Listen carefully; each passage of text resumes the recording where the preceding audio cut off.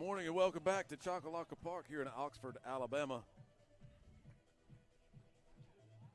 Day 4 of the Alabama Community College Conference Tournament. At long last, we've been scheduling and rescheduling again, and now we have the winner's bracket game. Shelton State versus Coastal South with a spot in the championship on the line. This is the first of 2 games rescheduled for today. We'll play this game. The loser of this game will have another game to play to try to get into the championship. They will take on Wallace-Hansville. We started with 6 teams. We're down to 3. And by the end of the play today, if the weather lets us, we'll be down to the final 2. Shelton State, they've done a lot of waiting this week. They got the bye. Did not have to play on Thursday. Played their only game of the tournament on Friday, a 5-1 win over Northwest Shoals. And it's been a waiting game for the Bucks, the top-seeded team in this tournament, to get back on the field. And they'll put the ball in the hands of Eli Driscoll.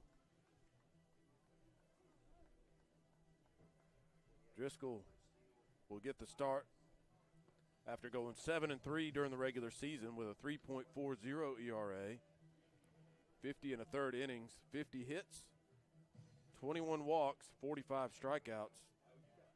Pitching and defense, that's the name of the game for this Shelton State team, and the reason that they became the top-seeded team in this tournament. They finished in a first-place tie in the standings after the regular season with Gadsden State. Gadsden State lost its first 2 games in the tournament, and they are done. Shelton plays on against Coastal South, the number 3 seed in the tournament. They handed Gadsden one of those losses to earn their spot in this game. Coastal beat Gadsden 12-4. After they beat Chat Valley 6-5 on Thursday. So both of these teams, because of the rain, had the day off yesterday. They're rested, rip-roaring, ready to go. 1 ball, no strikes. Driscoll facing Devin Murphy leading off for the Coyotes. 1-1 the count now. Mentioned the ERA for Driscoll, 3.40 is very good.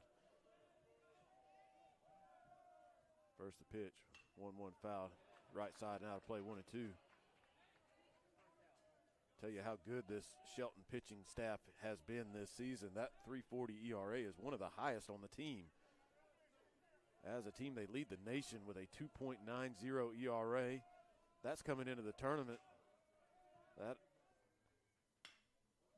inch down as there's a ground ball to short. Ponder across the first. Gets the out, 1 away.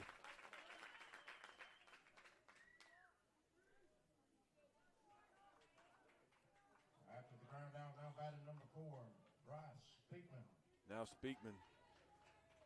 That 2.90 ERA inch down just a bit after that, after the Shelton pitching staff allowed just 1 run against Northwest Shoals in its only game in this tournament back on Friday. And as good as the pitching has been, the defense for Shelton has been its equal, one of the top defensive teams in the nation as well in terms of fewest errors committed, fielding percentage. They're right there. It is hard to score runs on this Shelton State team, and we saw that in that game. On Friday, they lived up to their billing. 0-2 the count to Bryce Speakman. He taps it foul. Shelton State, the defending champions of this tournament, looking to go back-to-back. For head coach, Hall of Fame coach Bobby Sproul. Coastal trying to spoil those plans. The 0-2 in the air to left center. Over there in the gap. Trenton Shirley out there makes the catch. 2 away. Now batting number 10, Addison Scott. Addison Scott, the left fielder.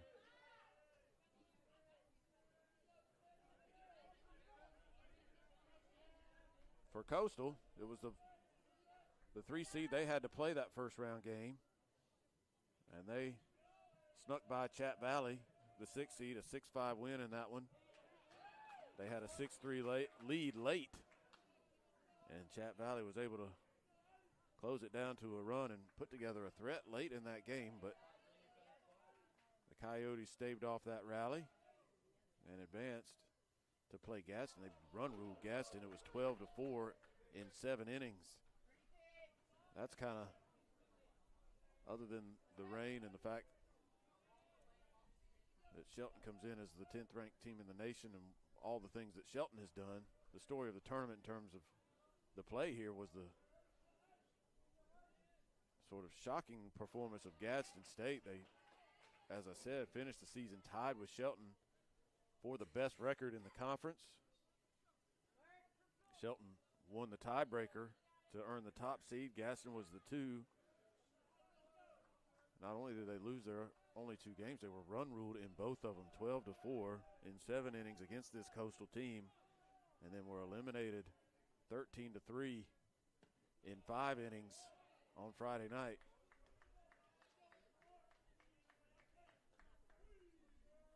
So the 3 teams remaining are the 1 seed, the 3 seed.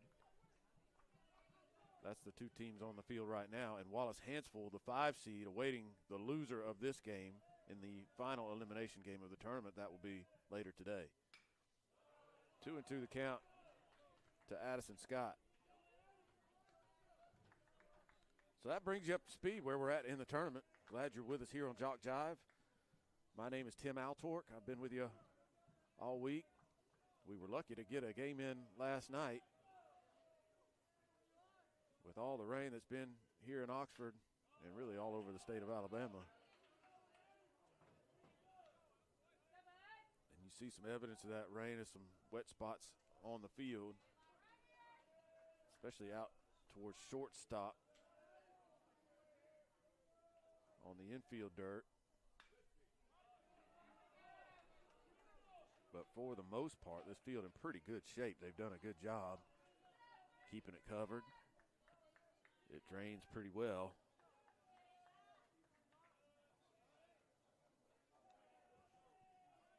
Two and two the count to Scott. He's fouled off several pitches here, and he fouls off another one.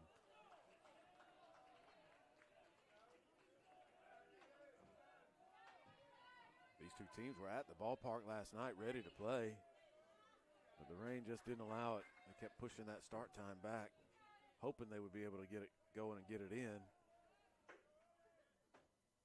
But they had to change it to this morning because of the weather. I think there's pretty good confidence. We're starting this early, and we're hoping that the rain will hold off to allow us to get these 2 games in and get us to the championship round, which will take place tomorrow no matter what. I should say it is scheduled to take place tomorrow. Still 2-2 to Scott, and that hit him. He'll take his base. Good fight there by Addison Scott. He fouled off a bunch of 2-strike pitches. After the hit by pitch, now batting number And Driscoll eventually Walker. issued an offering that hit him. So Scott is aboard with 2 outs. Quincy Walters, the second baseman, in the cleanup spot at the plate.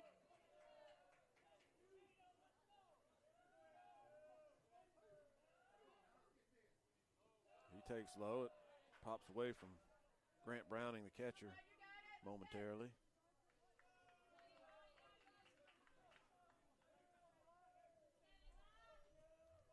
One ball, no strikes.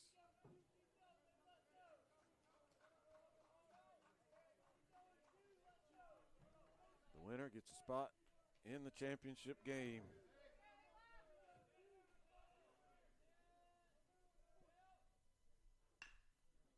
Grounded to second. Graffos on to first. In time for out number 3. The strong at bat by Addison Scott.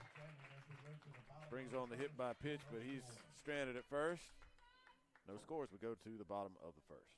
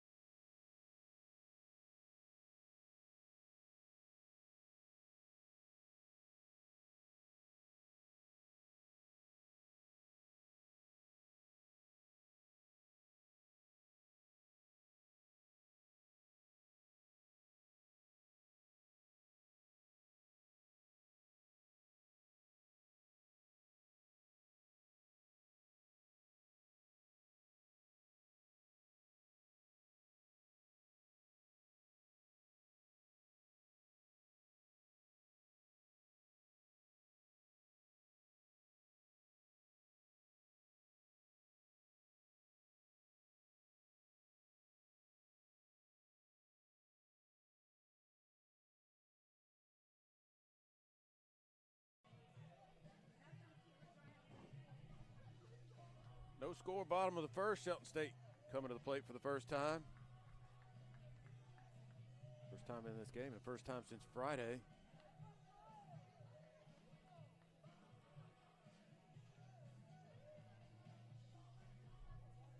Talon Terrell on the mound for the Coyotes. Left-hander. He's already pitched once in this tournament. Made a relief appearance, but he gets the start today. Coming into the tournament 3-1, the record, 4.80 the ERA. 1 save, 30 innings, 32 hits, 14 walks, 24 strikeouts, and that was his numbers prior to his appearance earlier in this tournament. And Shelton, leadoff hitter Shirley. Terrell fields that tapper back to the mound. 1 pitch, 1 out in the first. After the ground out, next up, number 2, Pierce Dutton. Pierce Dutton, the center fielder.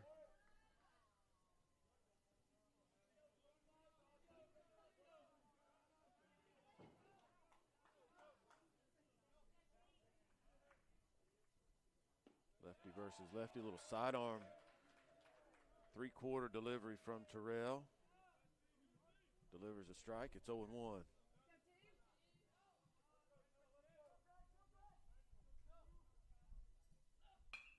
The other way. That's the third baseman playing in that position. He makes a diving stop.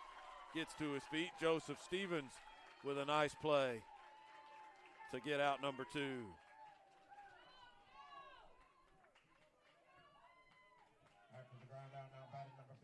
They had the defense swung way around against the lefty Dutton.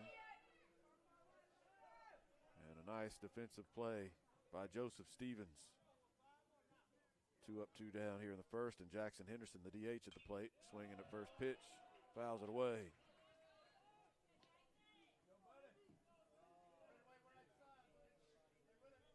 Henderson at .357, 6 homers, 31 RBIs coming into the tournament. He hit his 7th home run of the year in that 5-1 win over Northwest Shoals on Friday.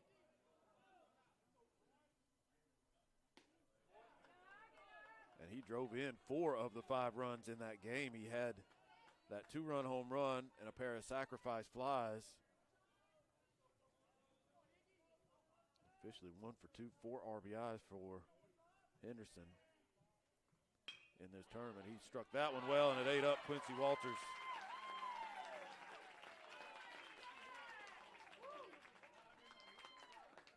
Hot shot out towards second, and Walters couldn't get the glove on it. A base hit for Henderson with 2 outs.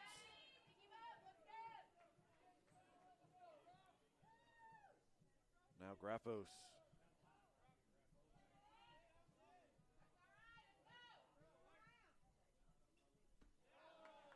Takes low for ball 1.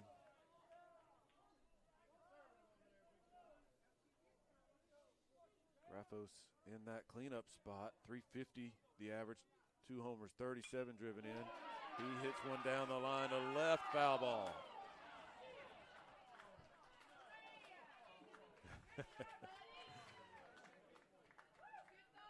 Shelton State fans were ready to erupt.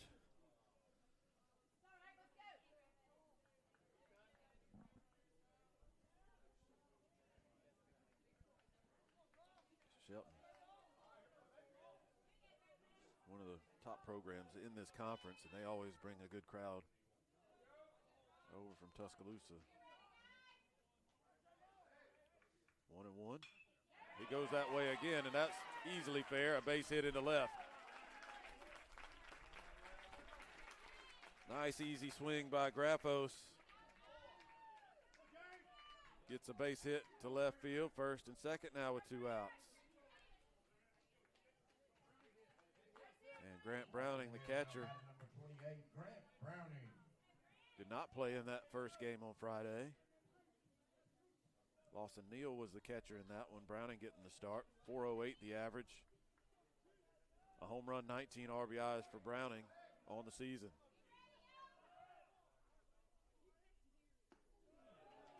Takes the breaking ball for a strike. 0-1. Shelton trying to get on the board here in the first inning. 2 hits with 2 outs. The 0-1 missed outside. Still got some wind zipping around the ballpark, and that's the reason for that shakiness in that camera, so I apologize for that.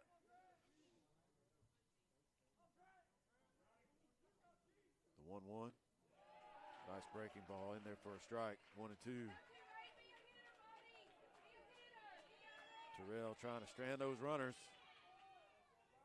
He's ahead in the count.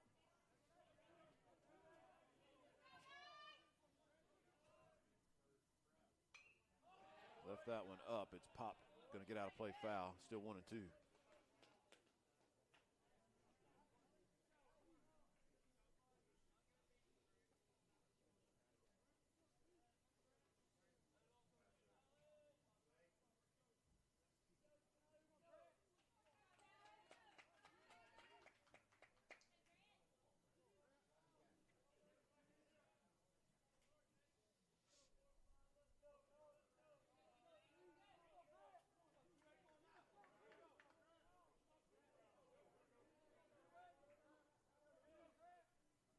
One-two in the air to center. It's going to hang up, though, for McBride.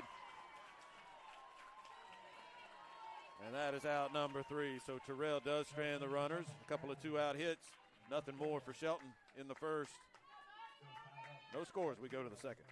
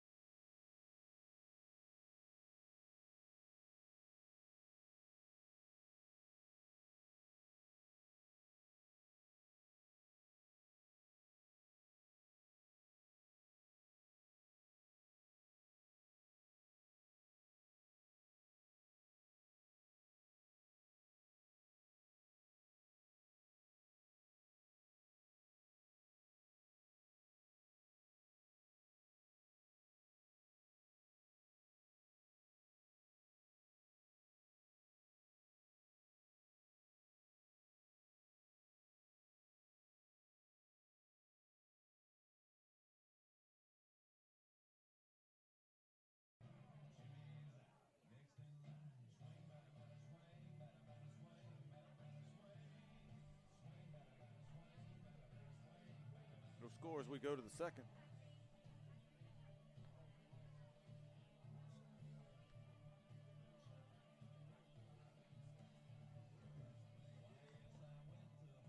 Five, 6, 7 spots coming up. First time through the lineup for Shelton State. Caden Mason, Kennedy Leggett, Derek Geelan. Sorry, for Coastal South. Coyotes coming to bat in the top of the second. Mason Leggett, Geelan.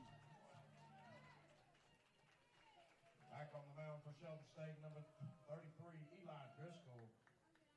And coming to the plate for Coastal, number 12, Caden Mason.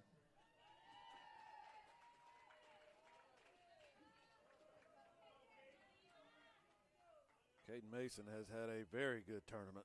A big reason why the Coyotes are here in this game.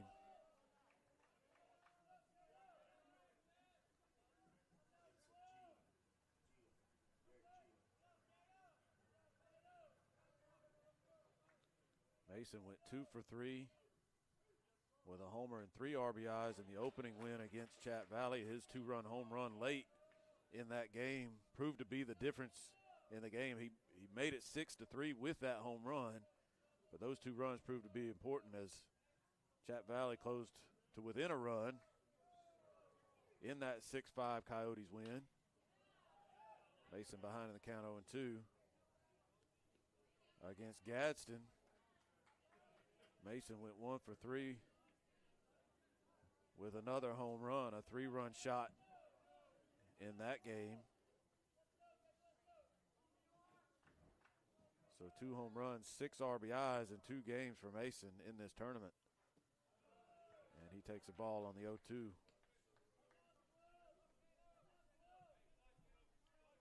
ball, 2 strikes.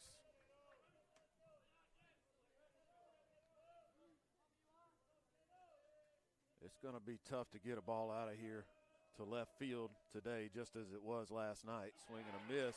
He got a piece of it in the dirt. It goes, and Browning comes out to throw him out. Mason is retired. First strikeout for Driscoll. Now batting number 25, Kennedy Laggett.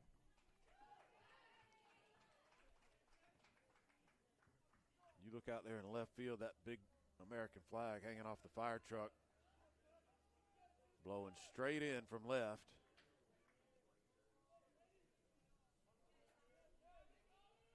And we saw some balls hit in the air last night, really affected by that wind.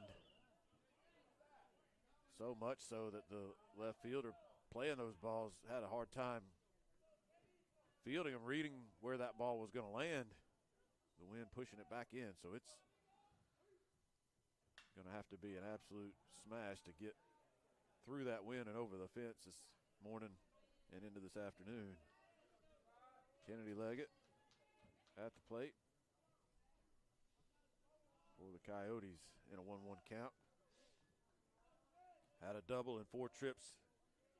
Drove in 2 runs in the start against Chat Valley on Thursday. 2-1 the count now. Leggett did not play in the win over Gadsden on Friday, so he's making his second appearance of the tournament. 2-1. Caught the corner, 2-2.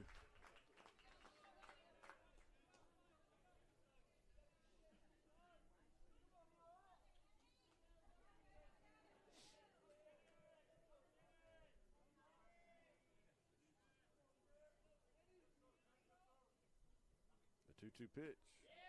Missed inside. Full count.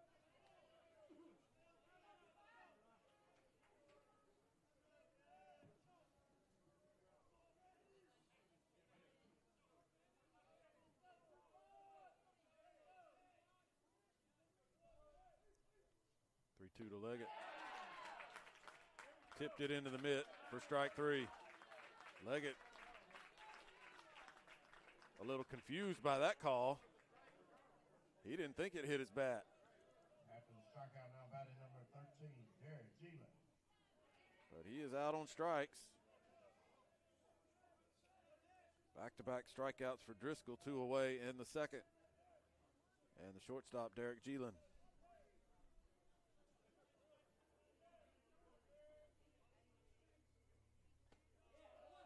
Takes one a little bit high. Ball 1.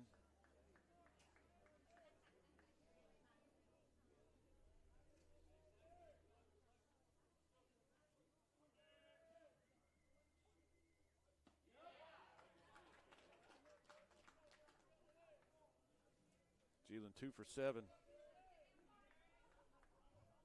in the tournament. Both of those hits came against Gadsden State on Friday. He went 0 for 4 against Chat Valley in the opener. The 1-1 is low, 2-1.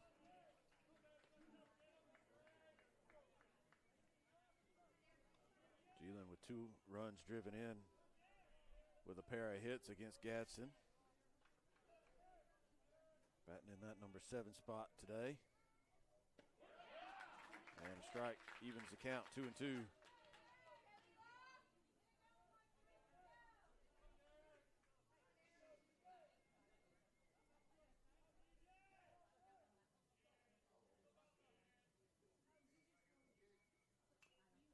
Got a piece of it. Sheelan wears number 13. When you don't see a whole lot, he's not superstitious.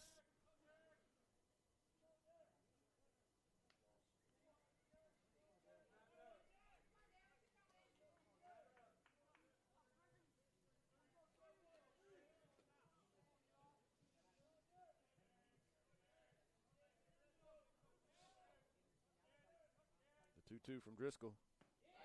Called strike 3, breaking ball on the corner. Driscoll strikes out the side. 1-2-3 go the Coyotes in the second. No scores, we go to the bottom half.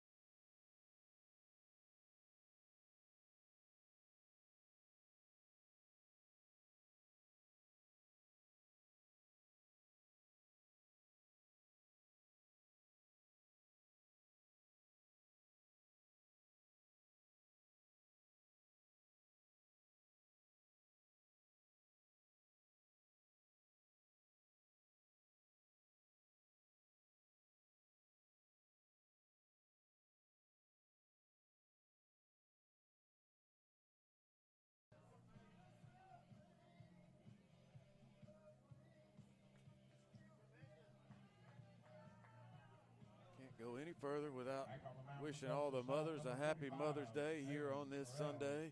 And coming to the plate for Shelton State, number 3, Mason Steele. Everybody, call your mom, give her a hug, tell her you love her. Today's the day to do it. Happy Mother's Day to all those mothers out there.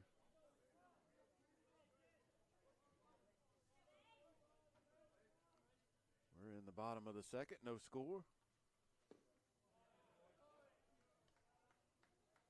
1-1 the count to Mason Steele.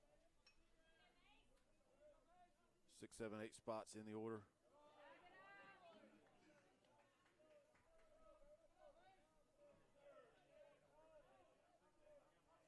For the Bucks, Steele actually got the start as the pitcher in the first game for the Bucks on Friday. Swings through that one to even the count, 2-2.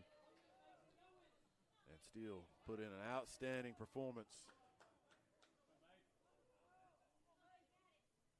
to get the win in that game. He strikes out. And Grant Browning was going to throw the ball around. He threw it into left field. He really threw it around.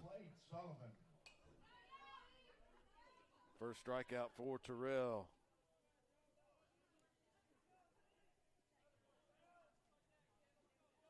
One out.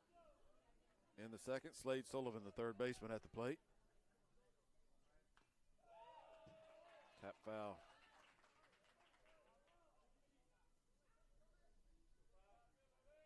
Oh, 0-1 to Sullivan. 371 for Slade Sullivan coming into the tournament. No home runs, 29 driven in. Off the plate a little bit outside, 1-1. Sullivan went 0 for 3 with a walk in the opening game against Northwest Shoals. Takes a strike, it's 1-2. Terrell showing a good breaking ball. It's a change of pace with that pitch. It's a little bit slower curveball. Comes back with the heat, misses outside 2-2. That change of pace has been effective early in this game for Terrell.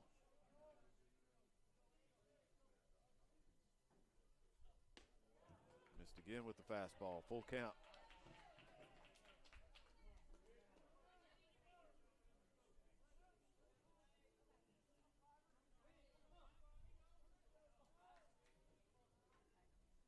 Two.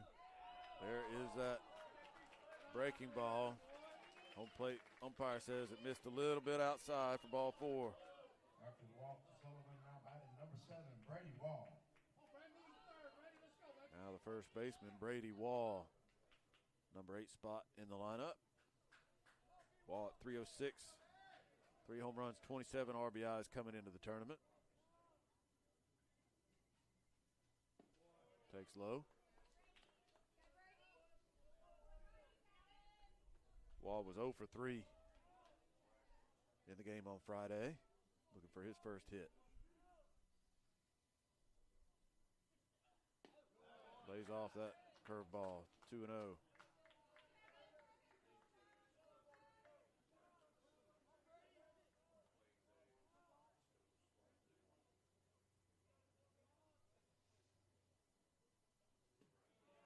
He gets that one in for a strike, 2-1.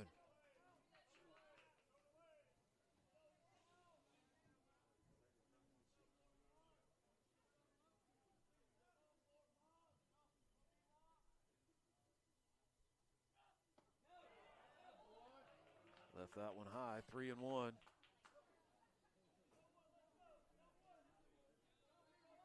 Winner of this tournament still has some work to do to get to the national tournament. 3-1. Oh, and away, ball 4. Back-to-back walks with 1 out.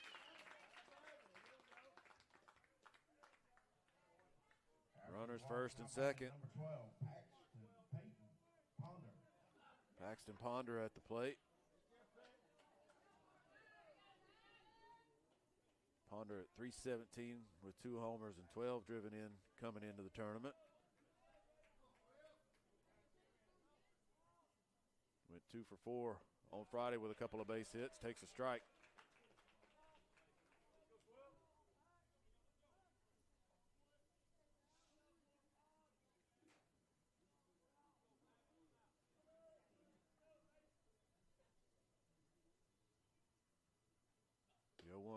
Up and away, 1-1. Started to tell you about what happens after this tournament. The winner will have to turn around and play on Thursday. Best of 3 series against LSU Eunice, the team from Louisiana that won the Louisiana tournament. Last year, the Louisiana teams were folded into this tournament. They changed that up. That ball's hit into right, but that one's going to be caught out there for out number 2. Sullivan was headed to third. Off the bat, I think he thought that ball was going to get down. He had to turn back and hustle back to second.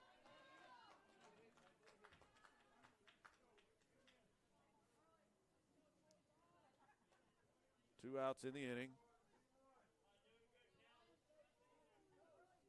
Back to the top of the order, Trenton Shirley.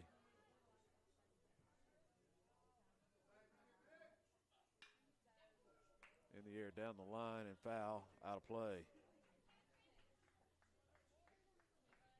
So the best of 3 series, LSU Eunice awaits the winner of this tournament. Will travel to Alabama to play that tournament. Whoever wins here will host that best of 3 series. So that's a luxury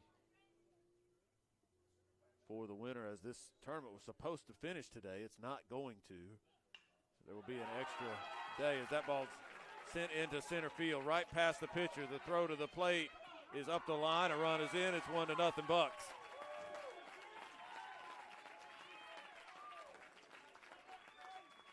Trenton Shirley with a big 2-out hit. Drives home the game's first run.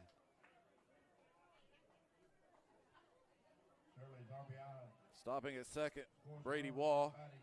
Number 2, Pierce Dutton.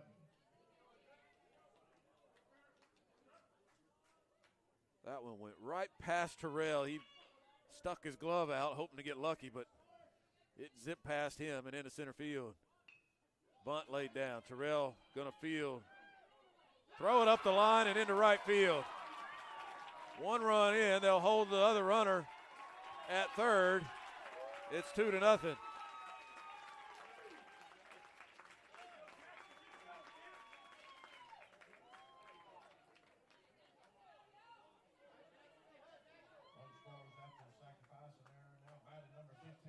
An error on the pitcher.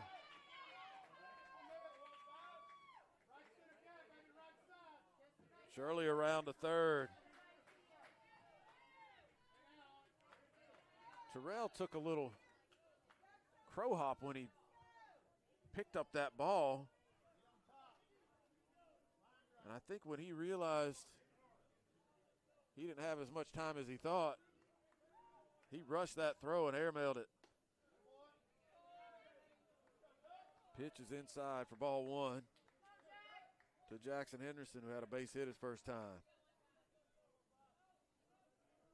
2-0. Good pitch from Terrell. That breaking ball has been working. Swing and a miss. It's 1-1.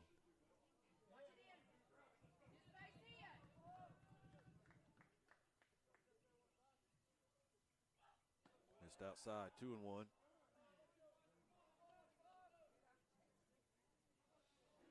Still very early in this game, obviously, but you don't want to fall too far behind this Shelton State team the way that they pitch and defend. Mention how difficult it is to score runs against them.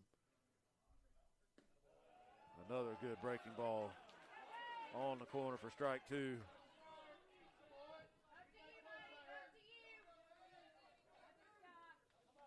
Two and 2 the count. Runner goes from first, no throw, pitch is outside. So Dutton down to second.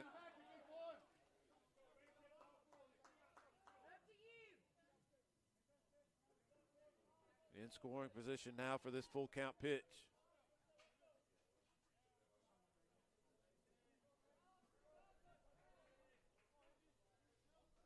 The 3-2.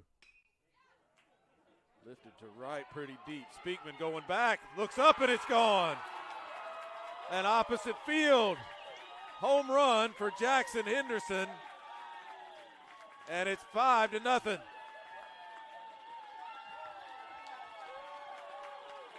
Told you it was going to be tough to get one out to left. Henderson said, I'll just go the other way.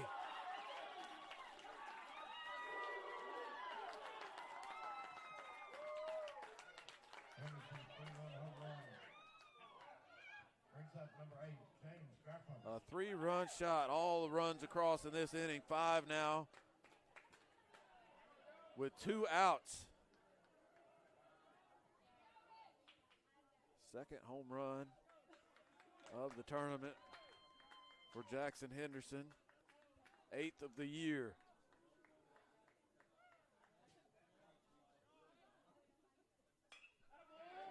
And that one hit out in the left off the bat of Graffos.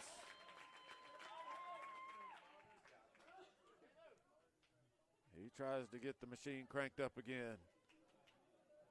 After the base hit, now batting number 28, Grant. Graffos is 2 for 2. And he's got those 2 base hits in almost the exact same spot out there in left field. So now the 9th man to hit in the inning is Grant Browning.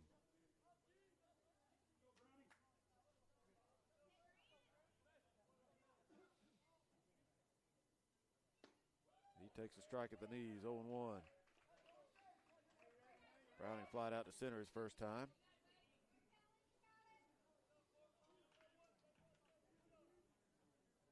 Short lead at first for Graffos. Pitch is fouled back. It's 0-2.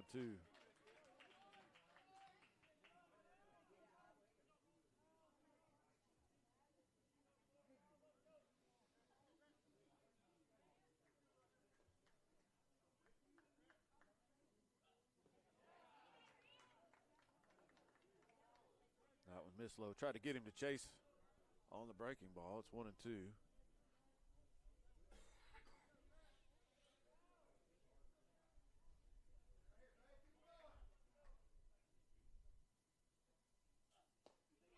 And he was late on the heat. Struck out. And that ends the inning. But the Bucks send 9 men to the plate. 5 of them touch home. And we'll go to the third. Shelton leading Coastal 5-0.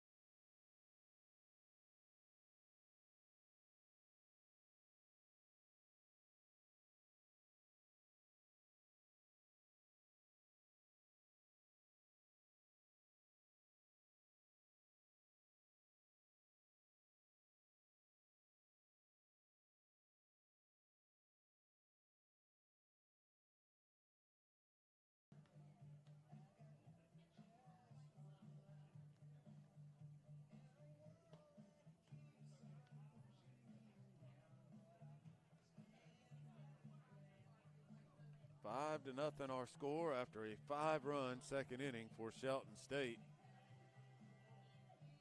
All those runs scored with 2 outs.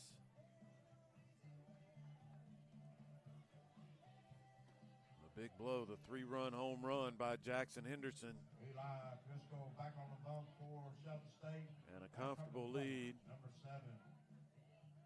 for a good pitching team. Alabama South, Drake McBride.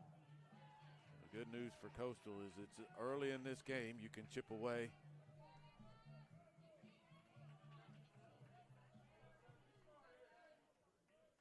Don't have to get them back all at once.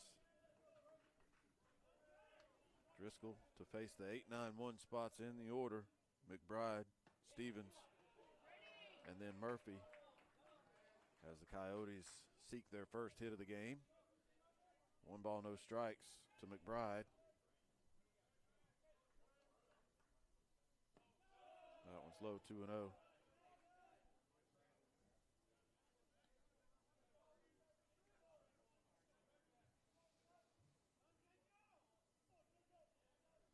Coming into the tournament, Drake McBride, 218, 3 homers, 12 RBIs.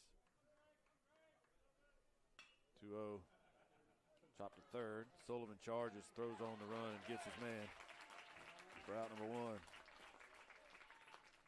After the ground out, now batting number 3, Joseph Steve.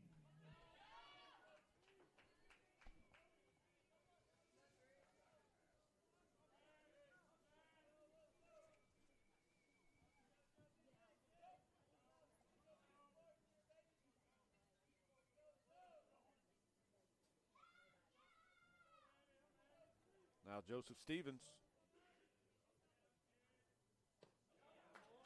takes a strike at the knees. Stevens coming in, 295, no home runs, 22 driven in.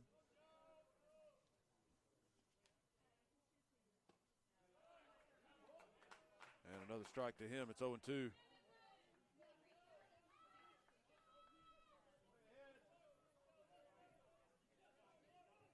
Stevens 1 for 7 in the tournament. Looking for that second hit, and he's going to get it. Dunks it into center. A 1-out single gives the Coyotes their first base hit against Driscoll. Number 5, Devin Murphy. And that'll get us back to the top of the order. Murphy, who grounded out to short his first time. Coming into the tournament, 361 the average for Murphy, 6 homers, 29 RBIs.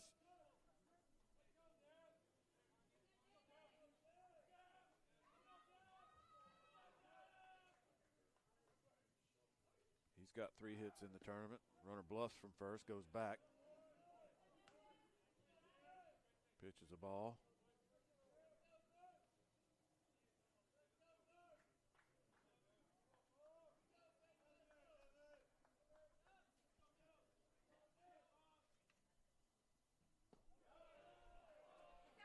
Two and 0 to Murphy.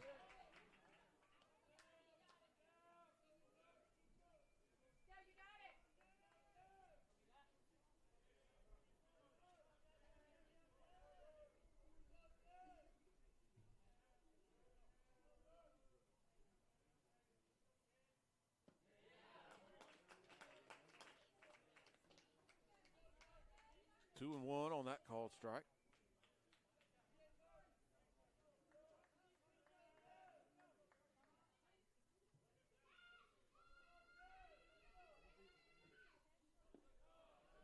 In the dirt, 3 balls and 1 strike now.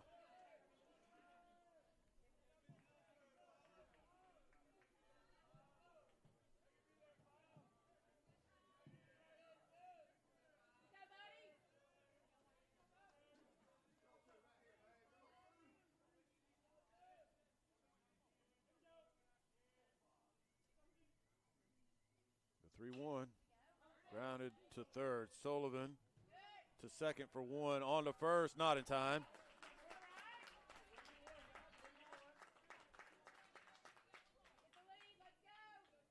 So Murphy able to leg it out, stay out of the double play. Now batting number 6, Quincy Walker.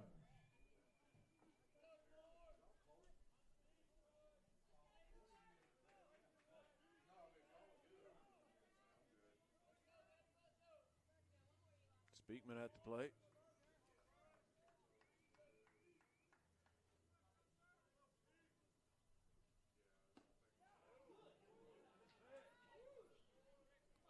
That pitch missed inside. 1 ball, no strikes. Bryce Speakman flied out to left his first time. Speakman at .313, a home run, 15 RBIs for the year coming into the tournament. That one's high, 2-0.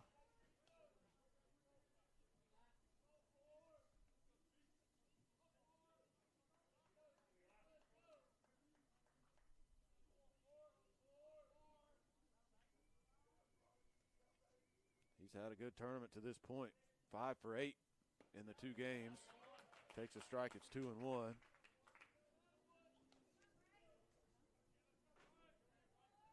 Had 2 hits and an RBI in the win over Chat Valley. 3 hits, 3 RBIs in the win over Gadsden State. And he hits this one into center field. A base hit.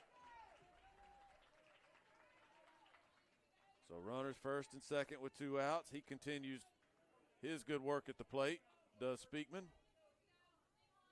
After the single by Speakman, now batting number 10, Addison Scott.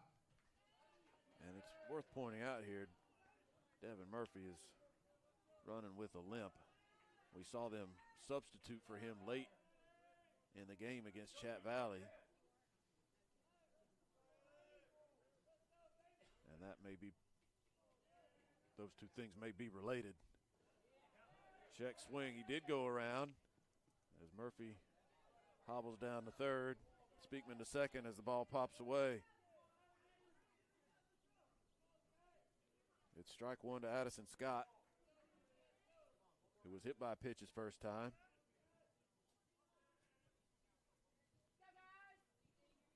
Scott came into the tournament hitting .338 with 5 home runs and 19 RBIs.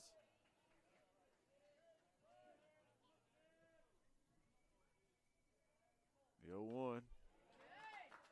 Again, a little indecisive about that swing, got a piece of it, but he's behind in the count 0-2. Scott went 2 for 5 and scored a run against Chat Valley. 1 for 5 with a double and an RBI against Gadsden. So 3 hits in the series for Scott. In the tournament, I should say. But he's behind in the count 0-2.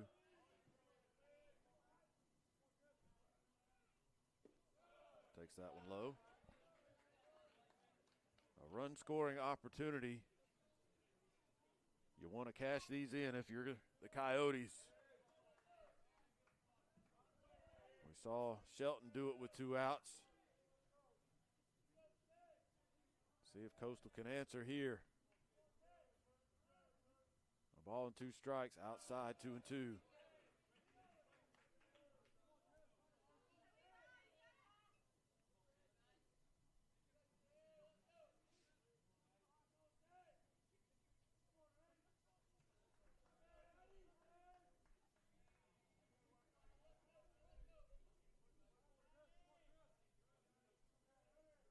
The 2-2 pitch.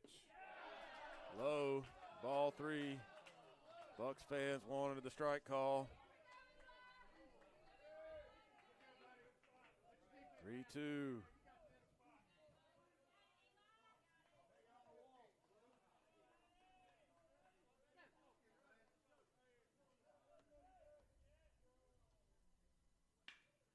Grounded to short. Ponder gets the out, and the Bucks get out of the inning. 2 hits for Coastal, but they leave runners stranded at second and third.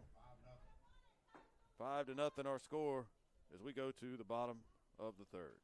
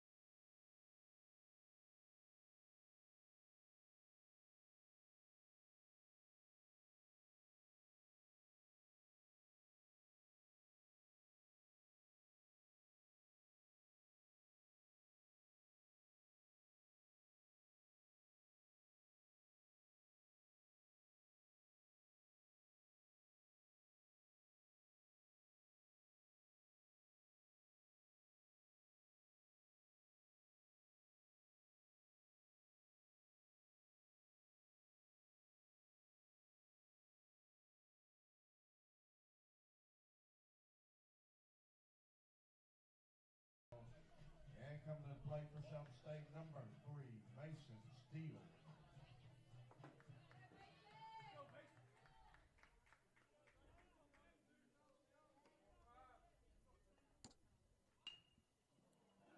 Mason Steele leads it off, a slow roller to second, and he is retired. Now batting number 5, Slade Sullivan.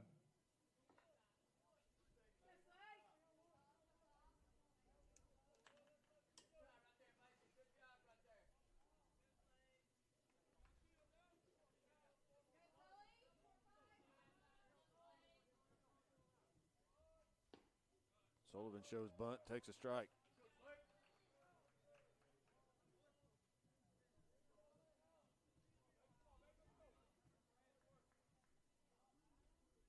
He walked his first time.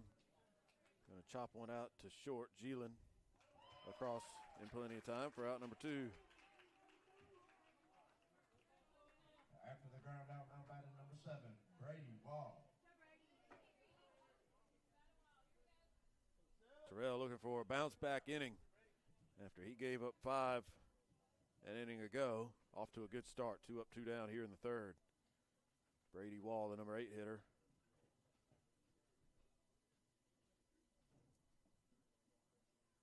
Going to get some hitting advice before he steps in.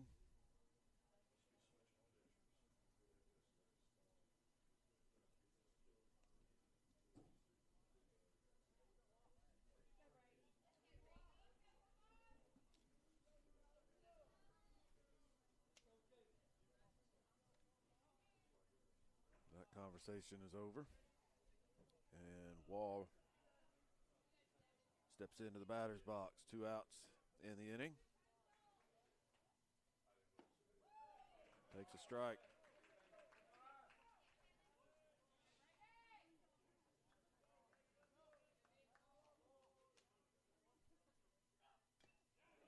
Fouled that one off the mid of Caden Mason. 0-2.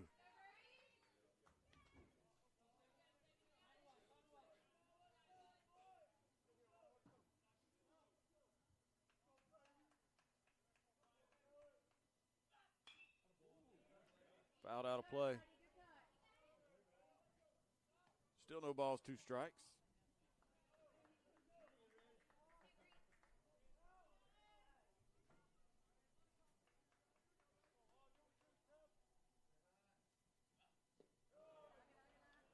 Got there on a bounce. Caden Mason dropped to his knees to block it. It's 1-2.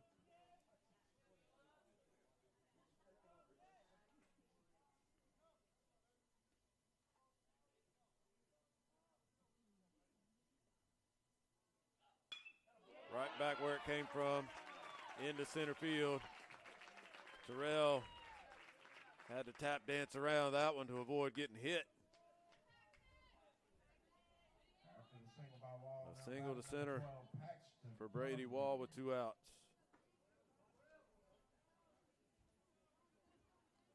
Brings up the number 9 hitter, Paxton Ponder, who flied out to right his first time.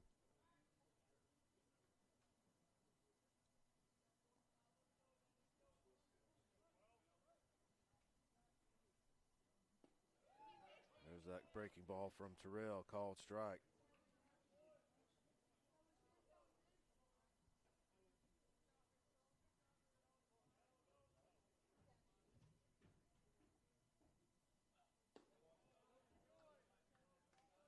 One and one to count.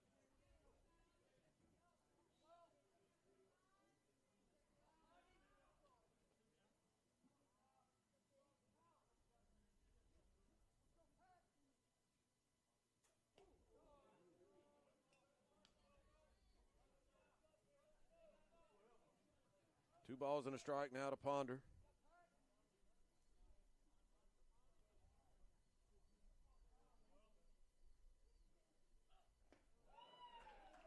Two and two.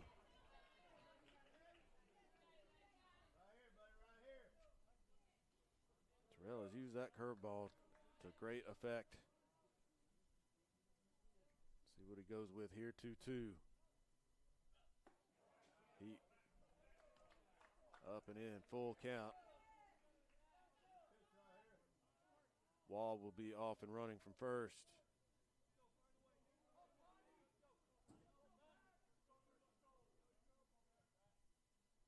The 3-2. In the air to center. McBride camps out underneath it and makes the catch for out number 3. A 1-out single, a 2-out single, I beg your pardon, is left stranded. 5-0 our score as we go to the 4th.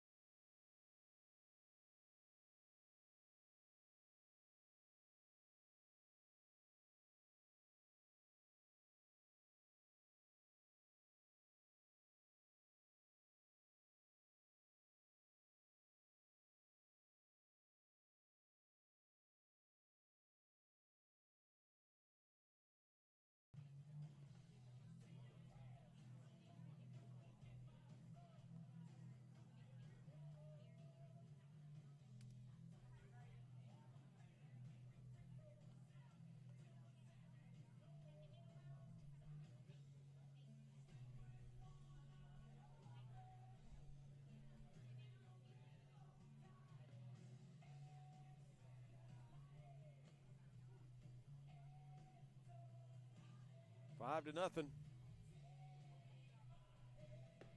Shelton State.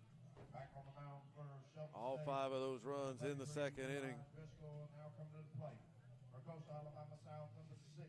Coastal got its first 2 hits of the game an inning ago. Couldn't get a run across. They'll have the 4, 5, 6 spots in the order coming up. Walters, Mason, Leggett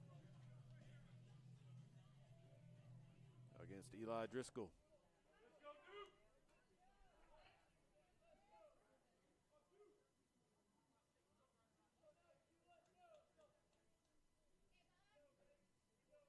Walters leading off, grounded out to second, his first time up.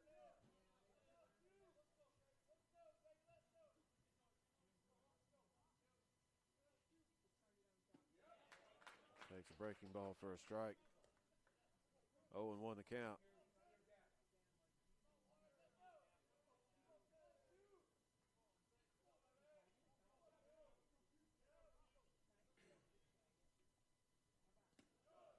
That one bounced in the right-handed batter's box. 1-1.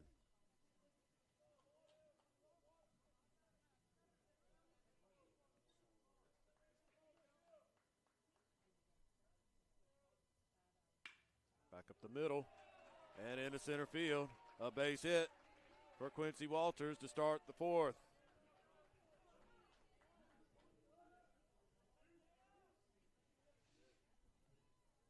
After the single, now batting number 12. So Coastal with the leadoff man on.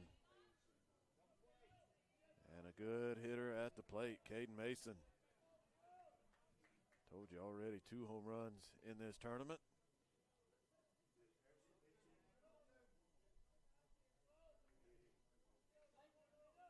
Coastal trying to cut into this lead.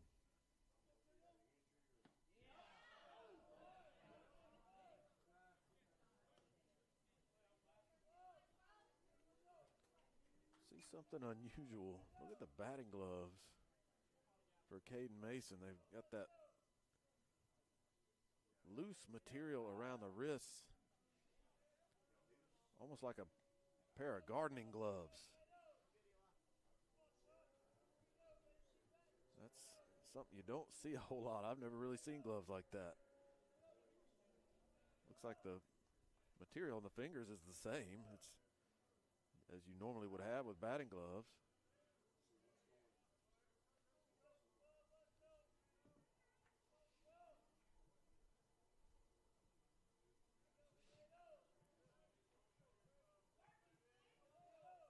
One ball, no strikes. That one over his head and all the way to the backstop. Down to second. Quincy Walters on the wild pitch.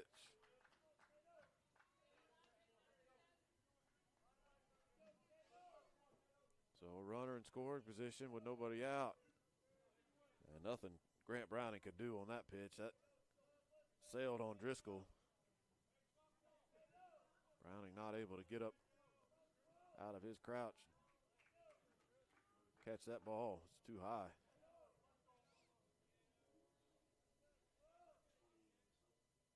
Two-0. Mason pulls it foul.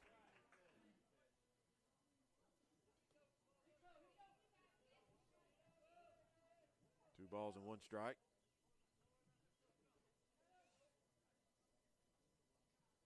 First of 2 games on the schedule today. The winner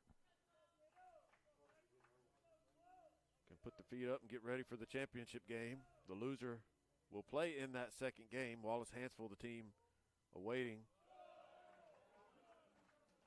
And the winner of that game, the second game today, will also be in the championship game against whoever wins this one. 3-1 the count to Mason.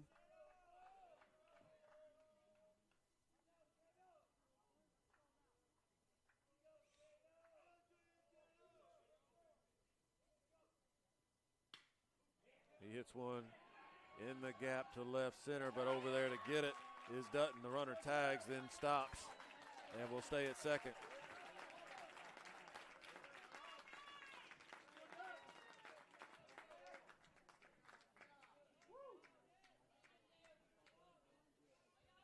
Dutton makes the catch on the run. After the double, That's now batting number 25, Kennedy Leggett.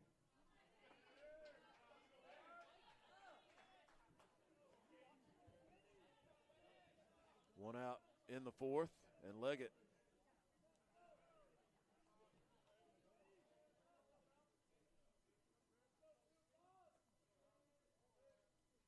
who struck out his first time. Strike at the knees, inside half, 0-1.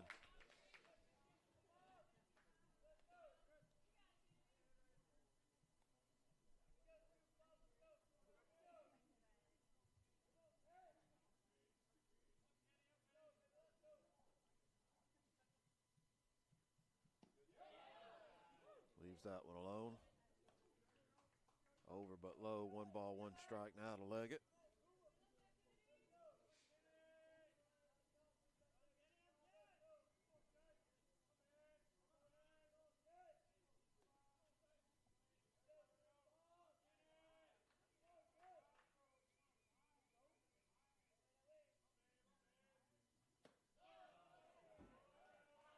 Up and in, 2-1.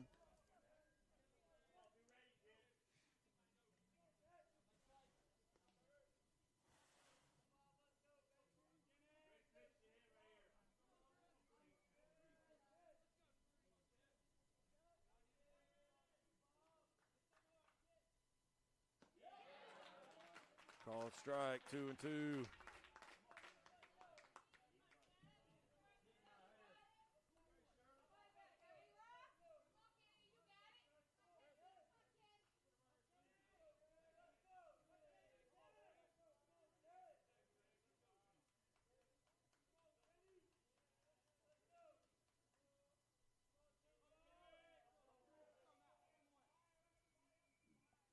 The 2-2 grounded to short.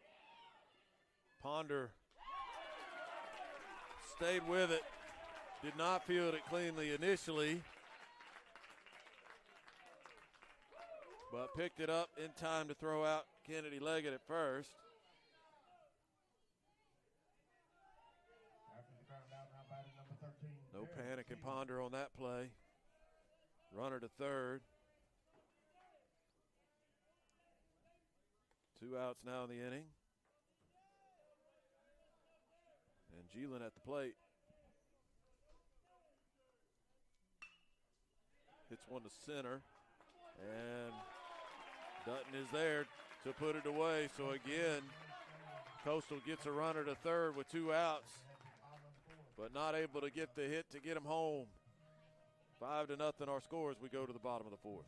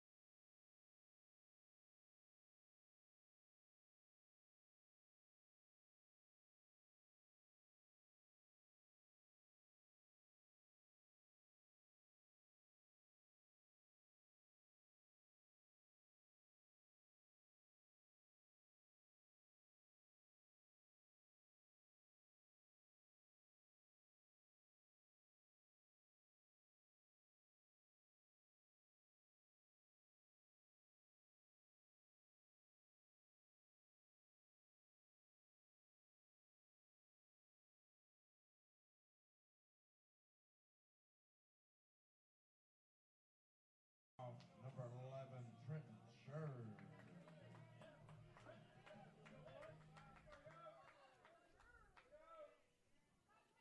Top of the order for the Bucks in the fourth, Shirley, Dutton, and Henderson.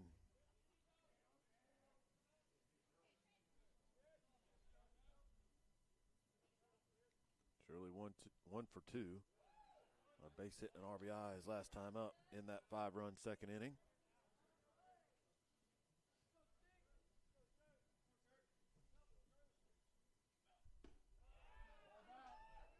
A 1-1 count after the called strike.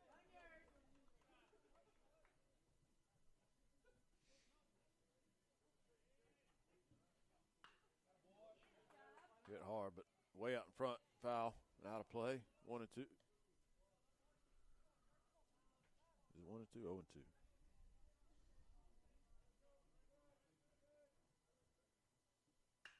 In the air to center. McBride over towards right. Catch is made for out number 1. Now by the number 2, Pierce Dutton.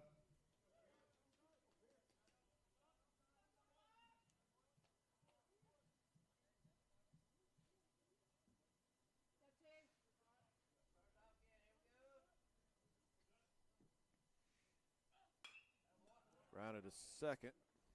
Walters, short throw. Plenty of time. 2 away. After the ground out, now batting number 15, Jackson Henderson.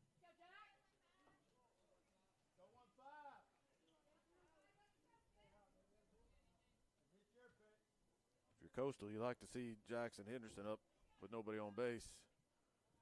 He's 2 for 2, a base hit, a 2-run home run. Excuse me, a 3-run home run.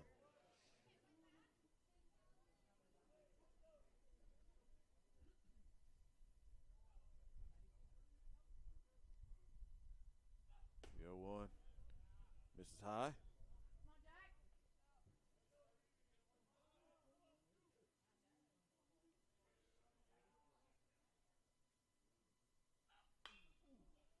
Grounded. Foul. Past third, 1 and 2 the count.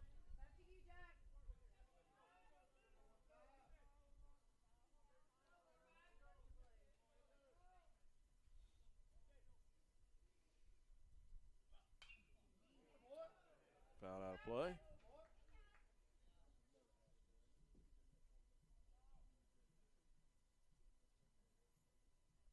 Still 1 and 2 to Henderson.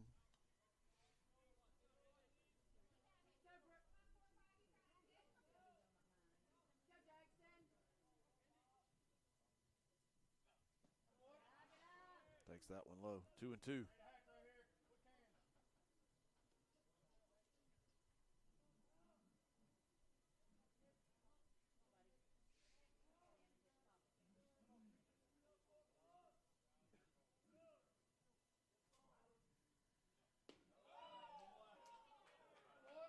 Didn't miss by much. Off the plate, outside, maybe a little low. Full count.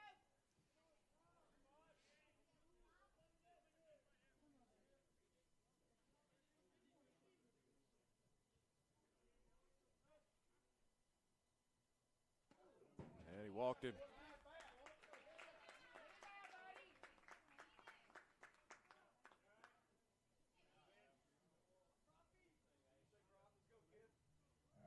Third walk for Terrell.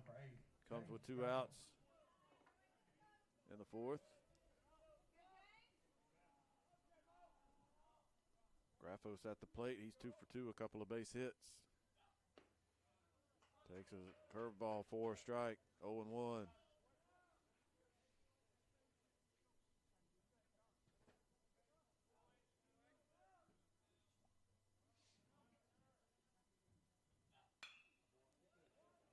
Grounded to second. Graffos maintains his concentration as the runner goes by. Makes the play to end the inning. A walk gave the Bucks the base runner. He was stranded. 5-0 our score as we go to the 5th.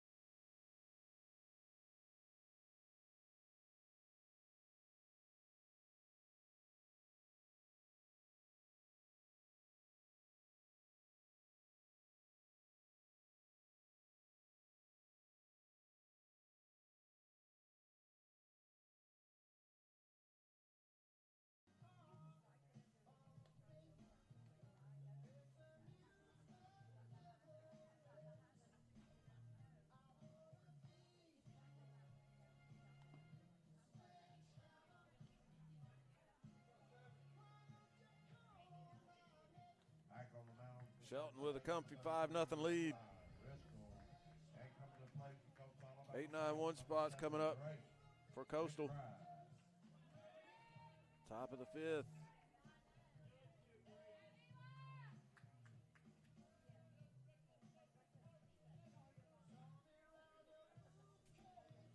McBride 0 for 1. He's grounded to third.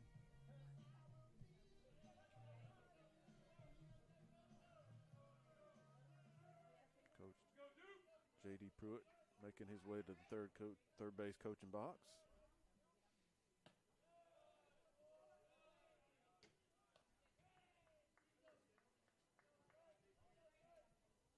One ball, no strikes to McBride.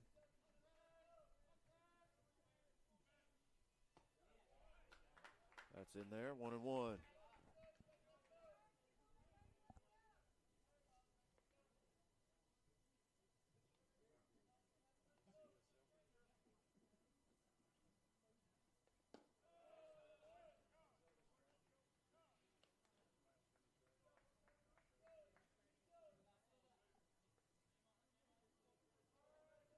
Two balls and a strike to McBride.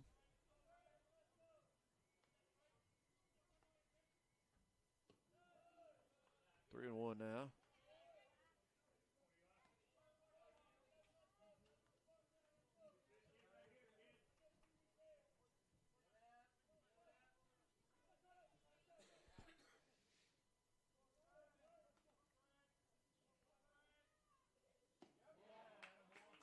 Right through there, 3-2.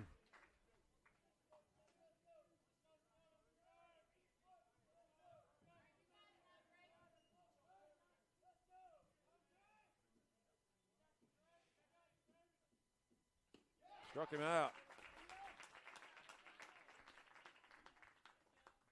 McBride had it set up in his favor with a 3-1 count, but Driscoll mows him down for the first out in the 5th.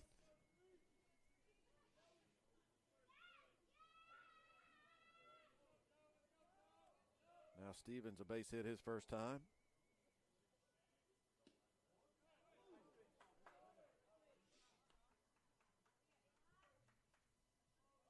One ball, no strikes.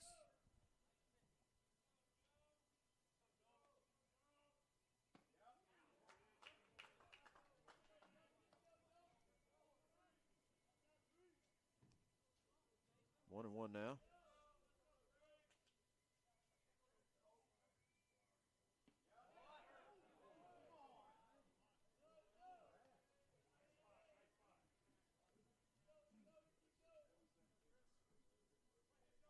Two balls and a strike.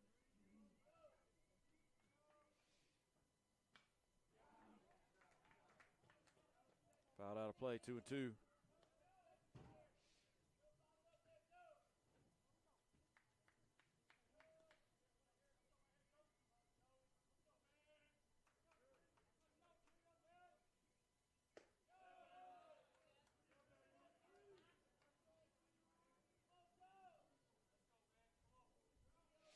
Full count to Stevens.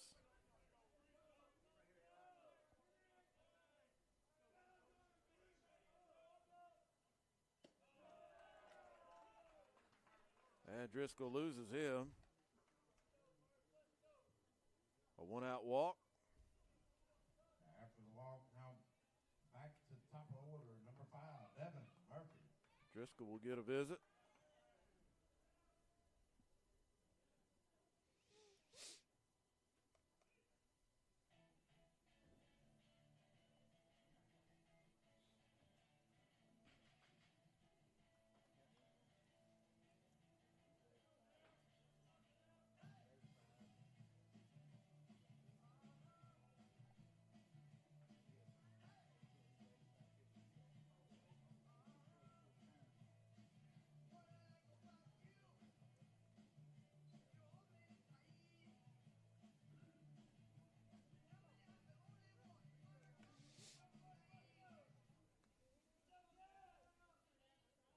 Murphy ready to dig in.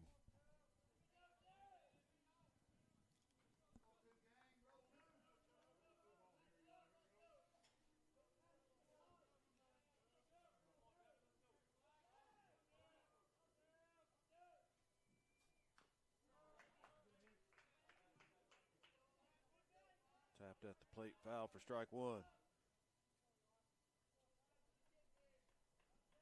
Murphy 0 for 2. He's grounded out twice. Did reach base on a fielder's choice in the third. Made his way around to third base and was stranded there. He's not running well. That pitch is in the dirt.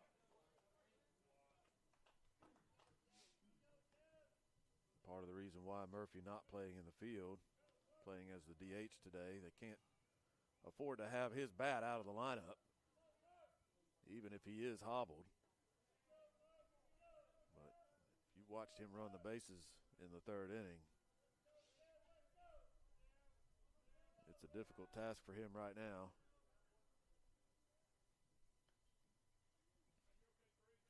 So he's definitely not able to play the field.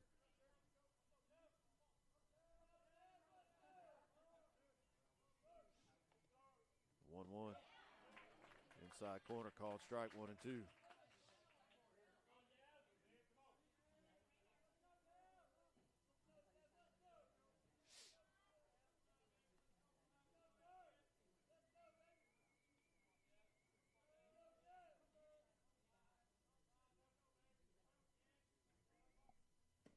Swing and a miss. Murphy down on strikes. Now batting number 4, Bryce Speakman.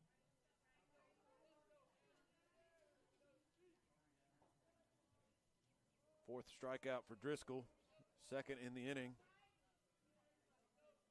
2 away now, a runner still at first. And Speakman at the plate, 1 for 2. Thought about a bunt, not a bad idea. Shirley over at third, playing way back. Now he'll come in on the grass to respect the notion of a bunt.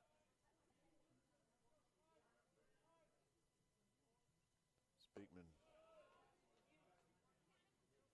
takes a ball. It's 2-0.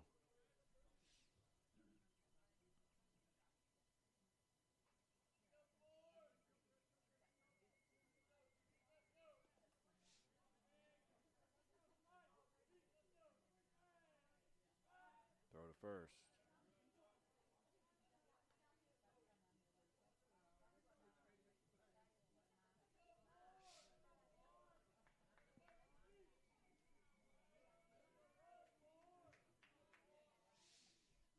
Two balls, no strikes.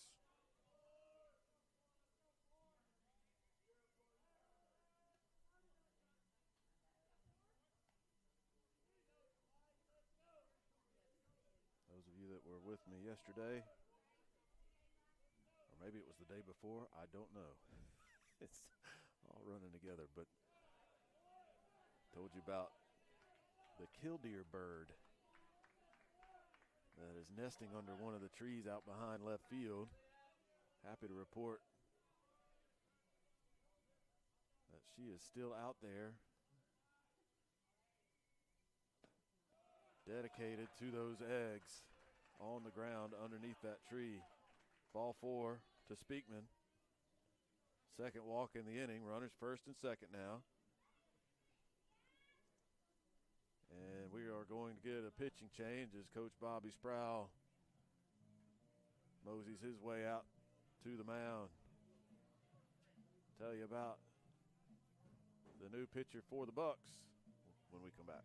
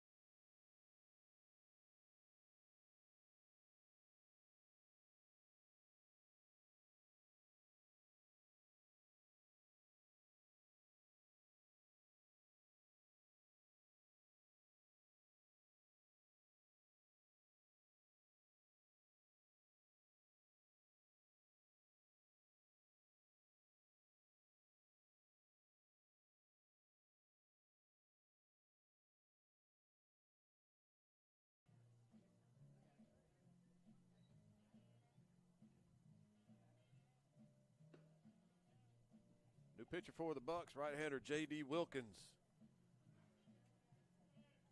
Comes in with a record of 4-3, a 5.10 ERA. That's unusually high for this team. This will be his 14th appearance of the season. 30 innings, 36 hits, 12 walks, 23 strikeouts.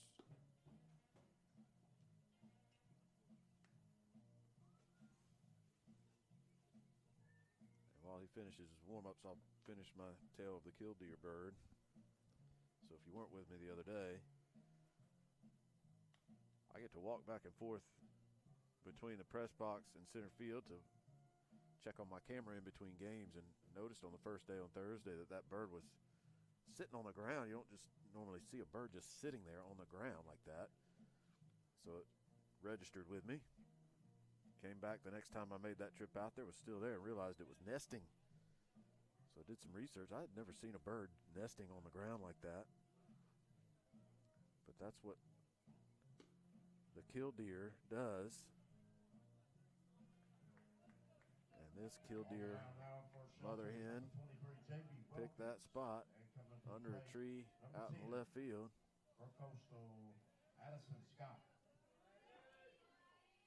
And has not left those eggs for a moment. That's a fitting tale for Mother's Day. Dedication of a mother. Illustrated by the killdeer bird. Killdeer, by the way, they don't kill deer. They're named after the call that they make. I have not heard this one make that killdeer call, so I don't know exactly what it sounds like, but that's where the name comes from. So the mother and the eggs still going strong out there on the ground. That's the update. 1 ball, no strikes. As Wilkins misses again, it's 2-0.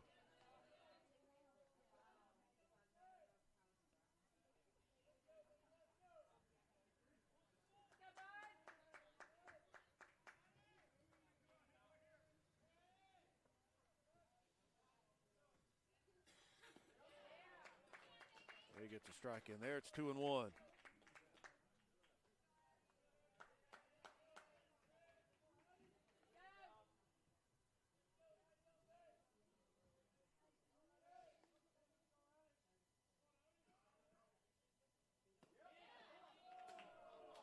Did miss by much. 3 balls and a strike. Runners first and second both reached on walks issued by Eli Driscoll.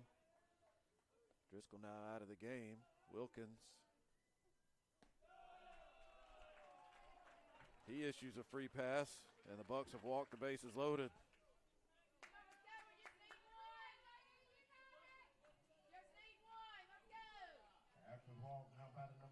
A Coyote at every base. Again, 2 outs and runners in scoring position. 3rd straight inning that the Coyotes have been in this situation.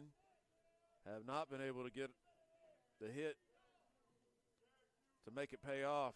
Can Walters change that here? Checked his swing, couldn't stop it. Strike 1.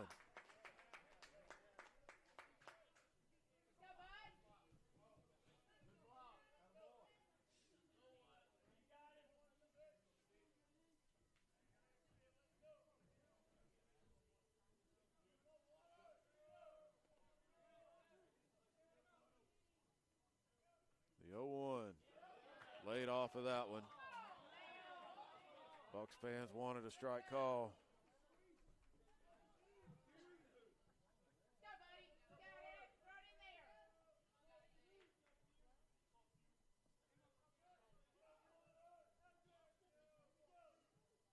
The 1-1.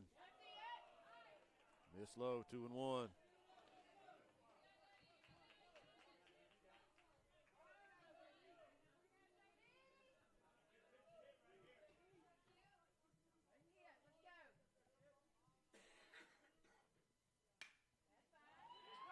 Hits it pretty deep center. Dutton gets back there, though.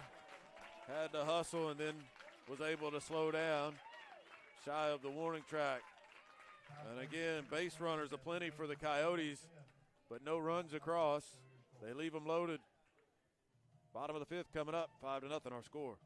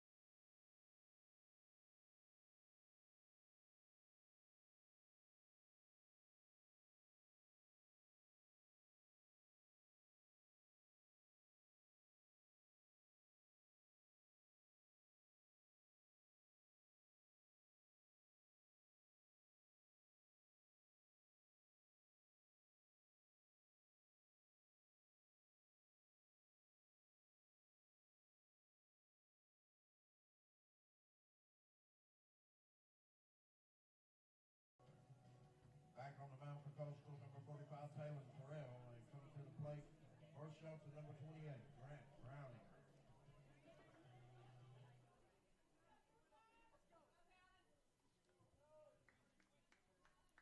Five nothing, bottom of the fifth.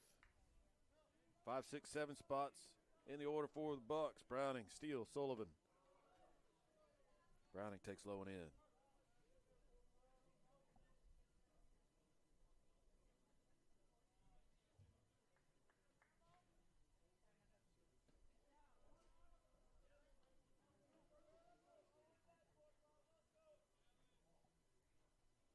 Two and 0. Grant Browning 0 for 2. Fly to center, struck out. His first 2 at-bats of the tournament. As I mentioned, this is just the second game for Shelton State. They won their opener on Friday. Were going to play last night, got rained out. This one rescheduled for this morning. And Browning, a 4-pitch walk to start the inning.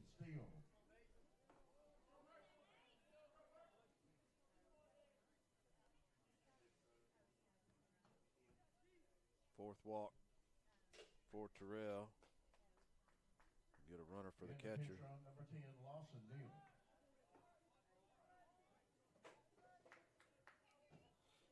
Lawson Neal going to come in. Neal is the other catcher for this team, so he may stay in this game.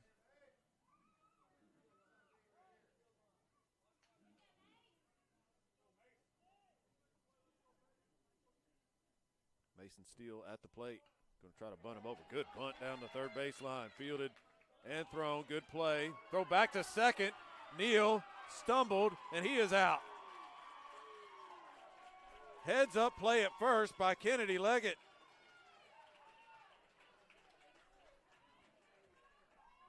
Good defense all the way around for the Coyotes on that play. That was a really good bunt. Third base line by Mason Steele. Joseph Stevens came in, made the play to first, and Leggett, aware of the runner making the turnaround second, threw behind him. Neal fell down, and they got him out as well.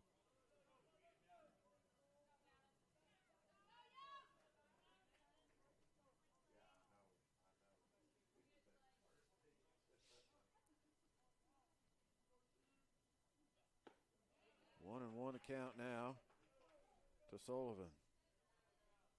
The old 5-3-6 double play.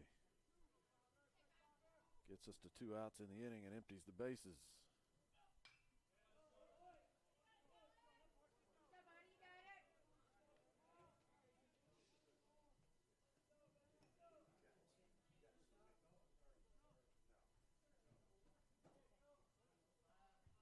One and two the count to Slade Sullivan. He's 0 for 1 with a walk, scored a run, and he is a strikeout victim here.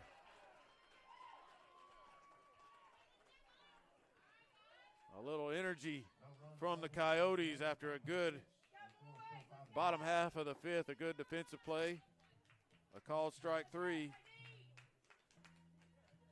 See if that can bring some life to those Coyote bats. They trail at 5-0.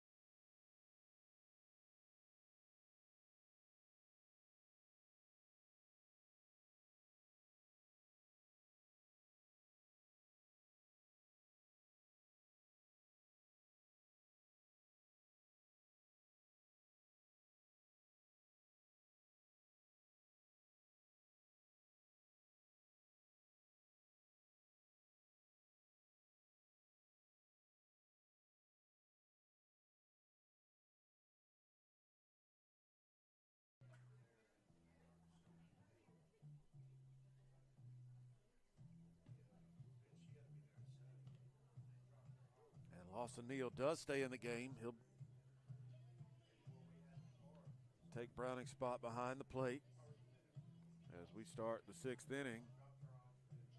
Bucks lead at 5-0. Coyotes will have the 5, 6, 7 spot.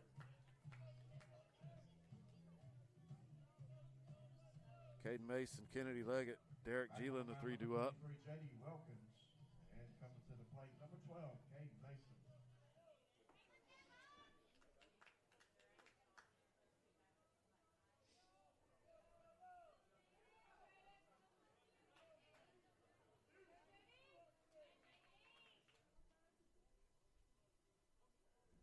Mason 0 for 2.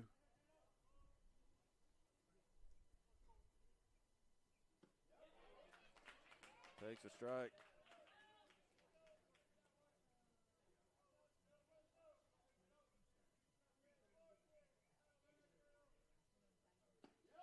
Takes another one. It's 0-2.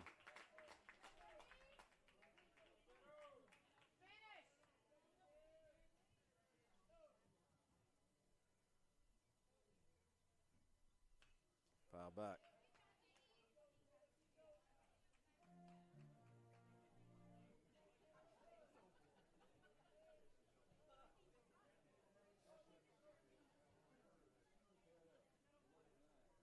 The 0-2 pitch in the air, shallow right. Steele coming in. Has plenty of time to get there for out number 1. After the fly out, now batting number 25, Kennedy Leggett.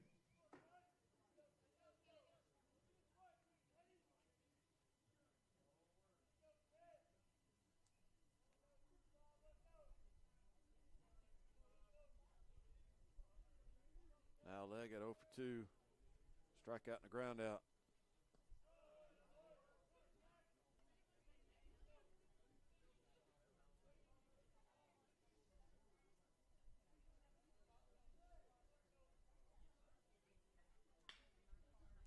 Grounded to third. Sullivan stays down on it. Across the diamond in plenty of time. 2 outs. Now batting number 13, Derek Geelan.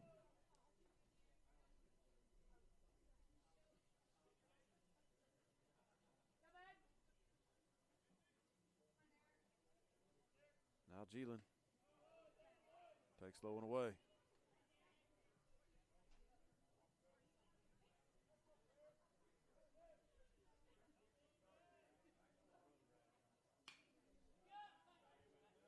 In the air to center. Back goes Dutton. He retrieves it. An easy 1-2-3 inning for J.D. Wilkins and the Bucks. 5-0 still our score as we go to the bottom of the 6th. 5-0.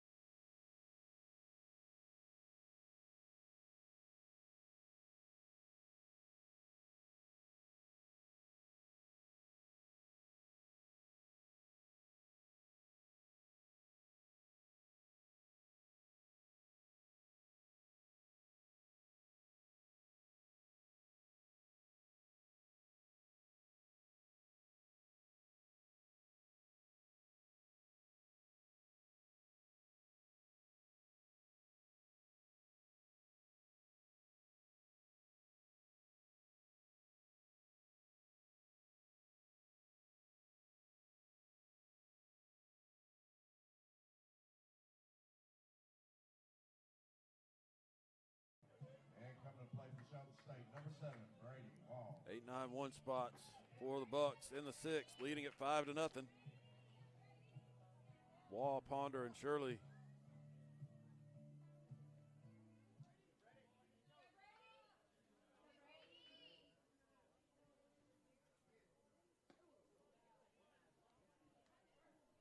Takes a ball inside, 1-0.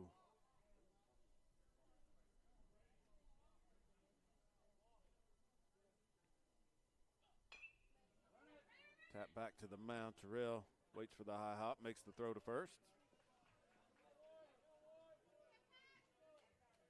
1 away. Now batting number 12, Paxton Ponder.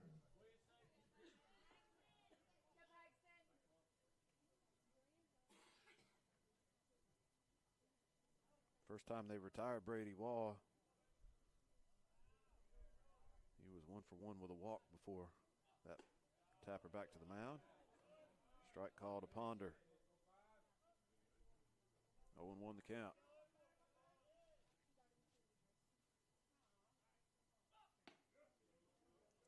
Outside, 1-1. Ponder 0 for 2. He's flied out twice.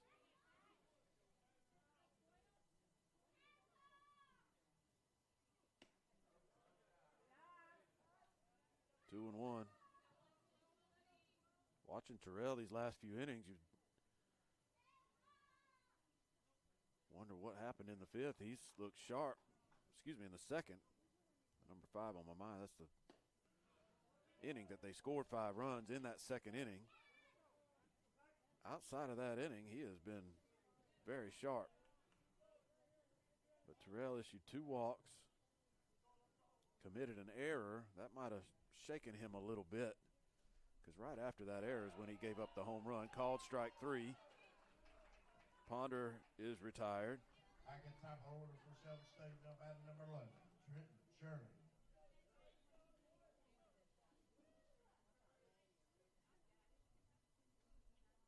You retrace that second inning for Terrell. He started it off with 2 strikeouts, then walked a couple of guys.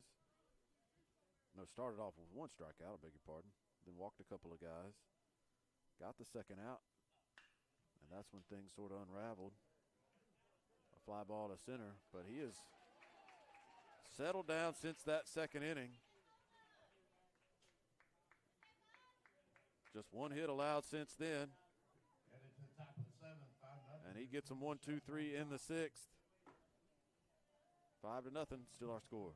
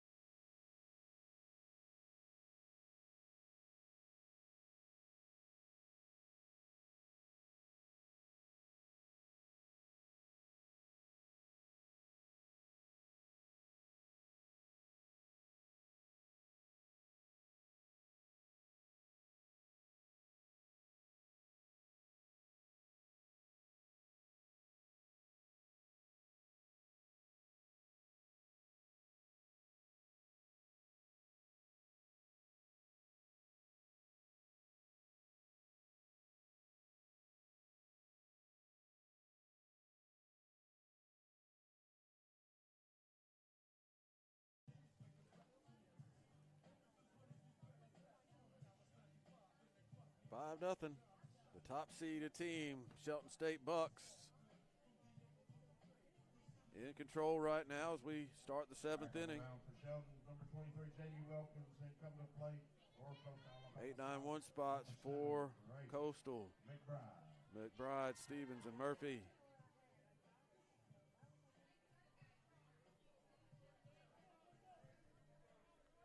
They'll face J.D. Wilkins for the first time. Swing and a miss.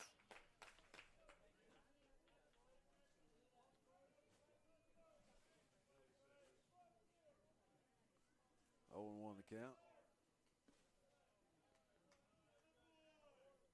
That one's low. A ball and a strike. McBride 0 for 2 with a strikeout. Pops it up. Shallow right field. Steele has it.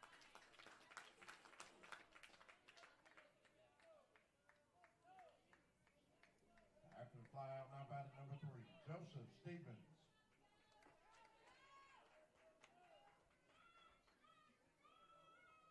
Now Stevens. A base hit and walk. He's been on base twice. Trying to get there again, but that one's going to hang up in right for Mason Steele.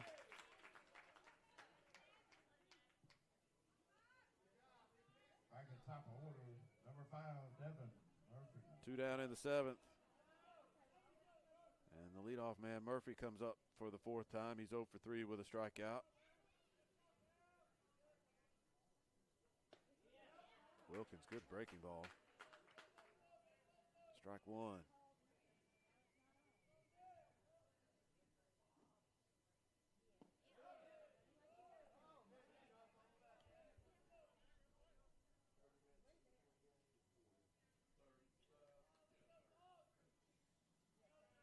One and one the count.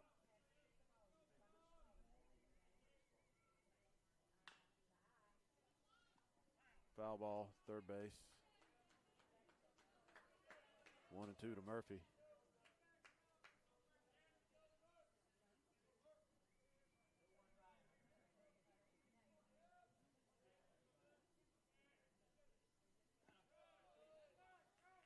In the dirt, 2-2.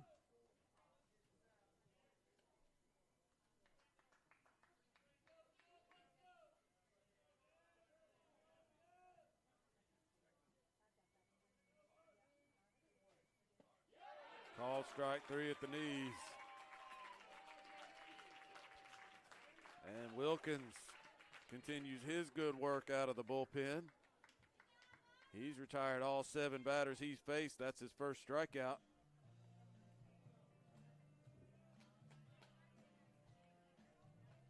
And we go to the bottom of the 7th.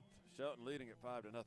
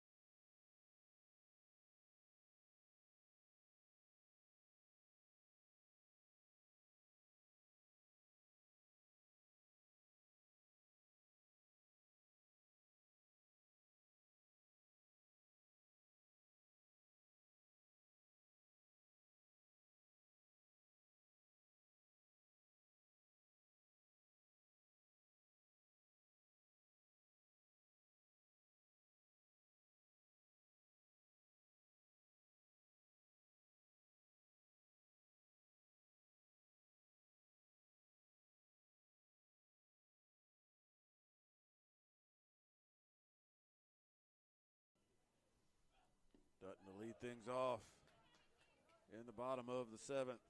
A swing and a miss. 2, 3, 4 spots. Dutton, Henderson, Graffos.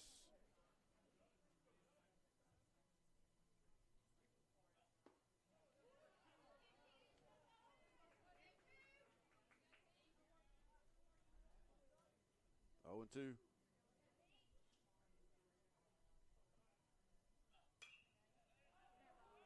Popped up left side. Stevens gets it in foul territory. For out number 1. After fly now batting number 15, Jackson Henderson.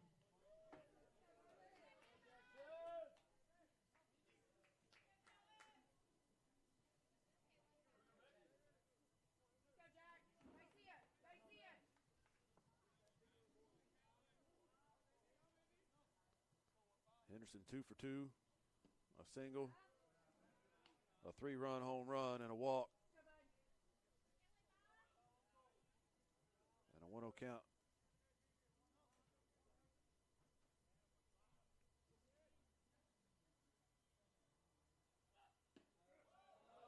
Breaking ball.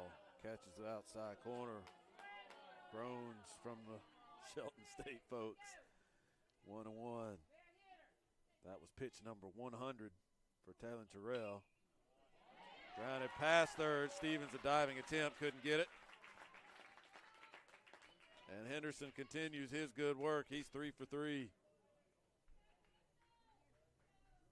Now batting number 8, A one-out single.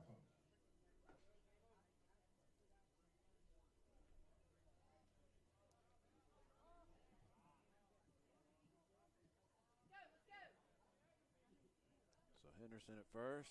Graffos at the plate. Hits a fly ball to center field. Out towards left. McBride corrals it.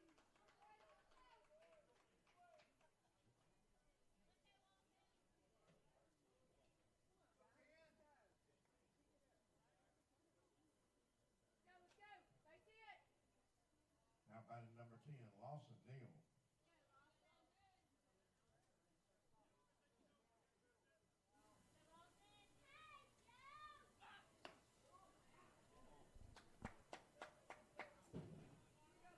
Ball outside.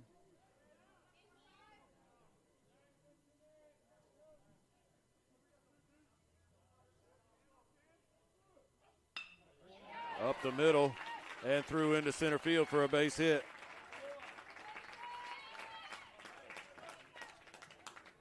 So Neal, in his first at-bat, after he came on as a pinch runner, he gets a base hit. First and second with 2 outs.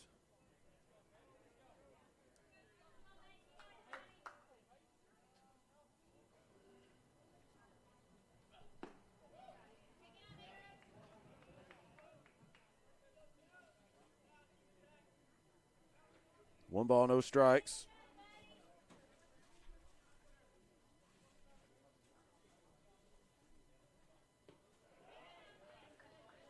Low and away, 2-0.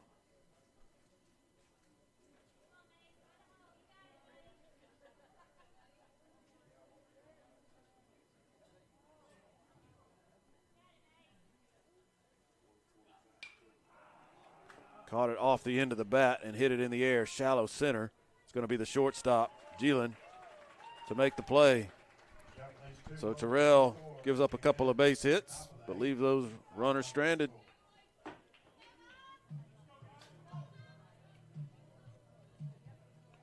And we're where we've been since the bottom of the second, still 5-0.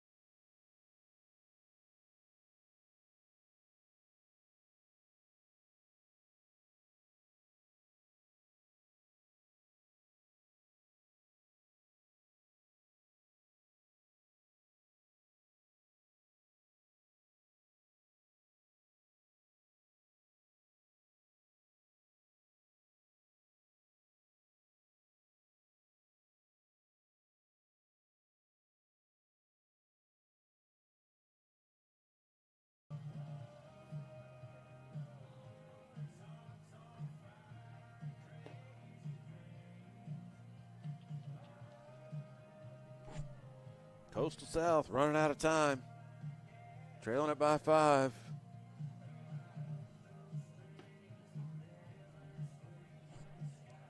J.D. Wilkins still on the mound. Said he had retired all the batters he faced. He actually walked the first batter when he came in, but he's gotten 7 straight since then. So he has done his job.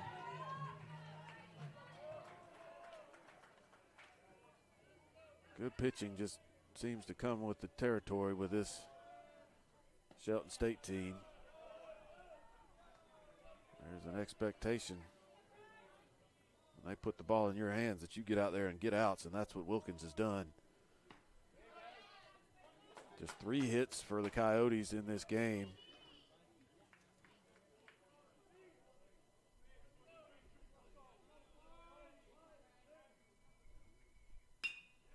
That might be hit number 4. It is. A base hit to left. Speakman has 2 of those 4 hits. He's 2 for 3. Now batting number 10, Addison Scott.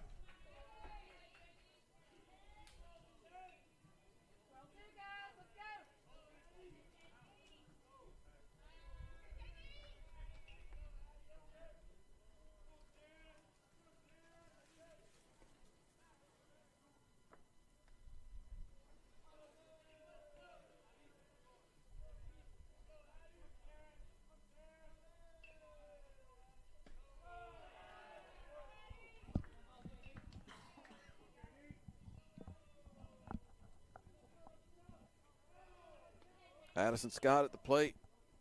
Been on base twice. He was hit by a pitch in the first, drew a walk in the 5th.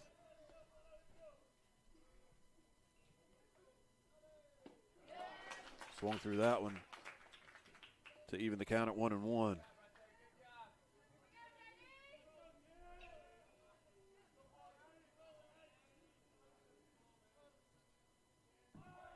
Throw to first.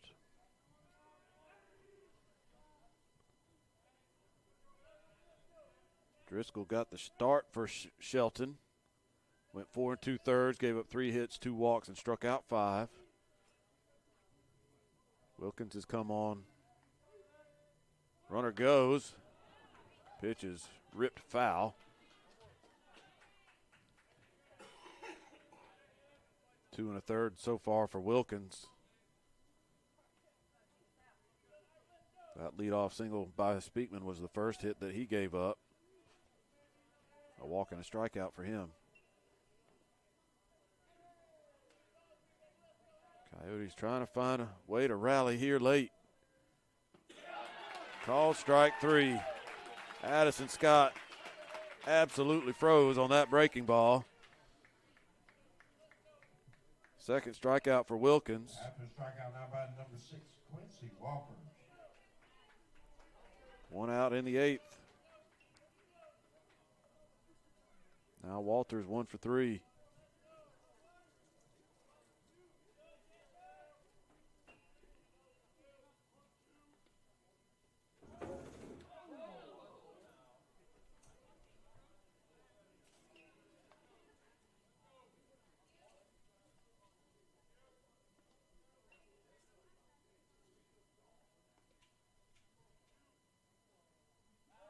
Throw to first.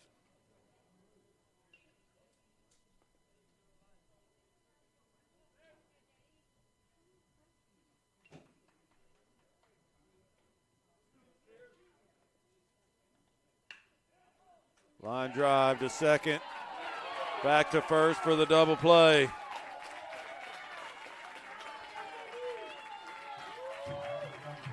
Speakman did not get a read on that line drive. He was going, thinking it was going to get through. It did not. It landed in the glove of James Graffos, and he got the out at first to end the inning. Bottom of the 8th coming up, still 5-0.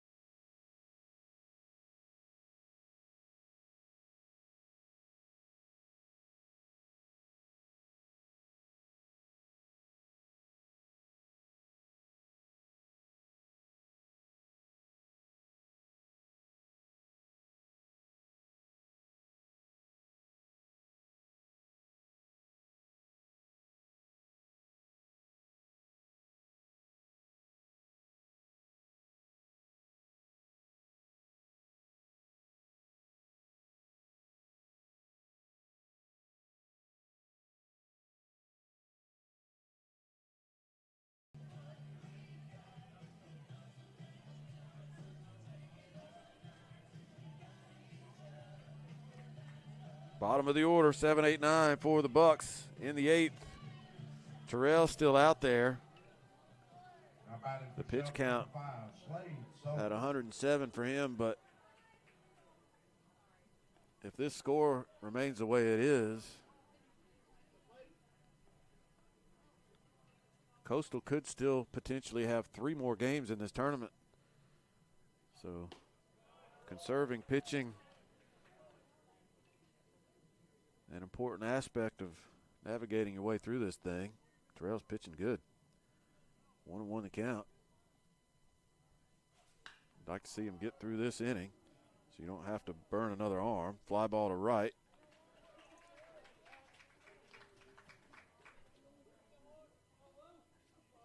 After fly out now batting number 7, Brady Wall. Slade Sullivan is out number 1. Now Brady Wall.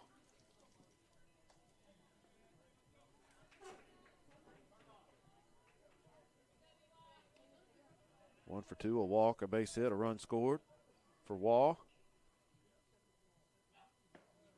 Takes a strike from Terrell.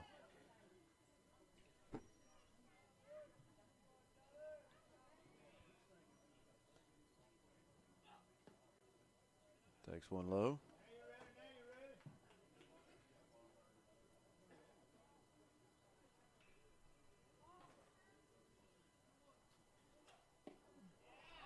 One and two.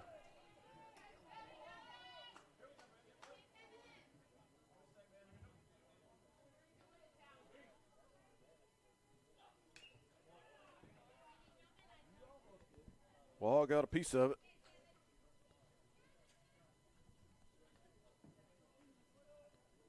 Still 1-2 to the Bucks first baseman.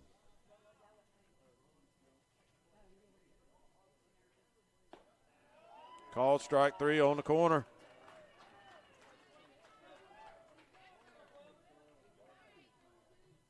Out by number 12, Paxton Ponder.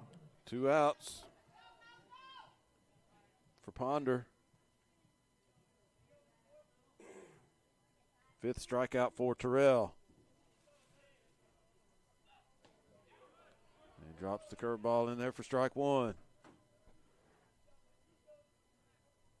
Ponder 0 for 3.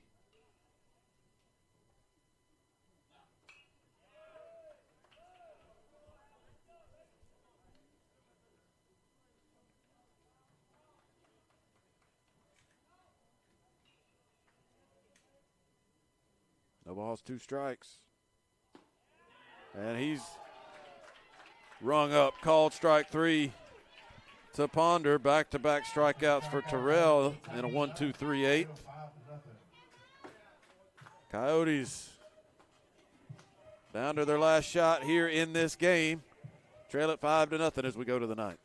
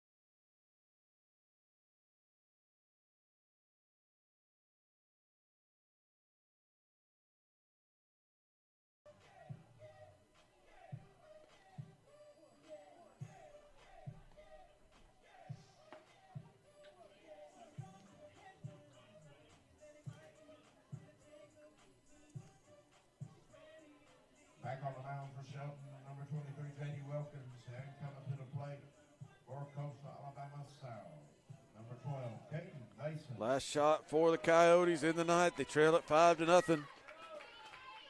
5, 6, 7, Mason, Leggett, Geelan. Wilkins trying to finish it off and send the Bucks to the championship.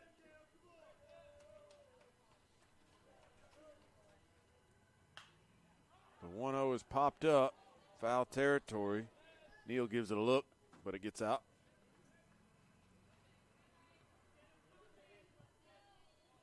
A ball and a strike.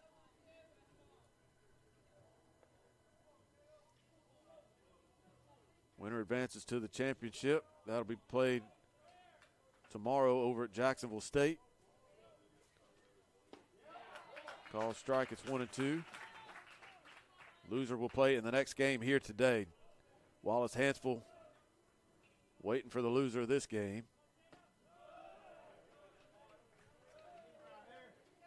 2-2 the count to Mason, who is 0 for 3, came in red hot. But this Bucks pitching staff tends to cool down a lot of bats.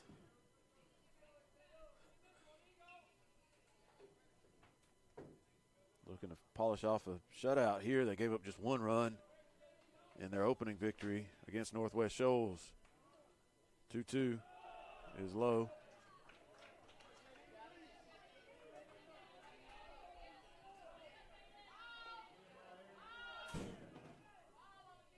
Full count, and the ball has escaped the Coastal South bullpen. Wilkins had started his delivery.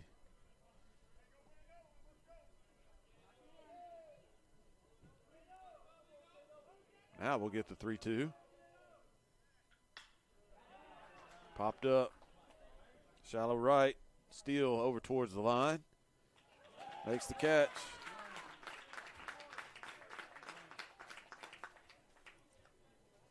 After file batting number 25, Kendi Leggett.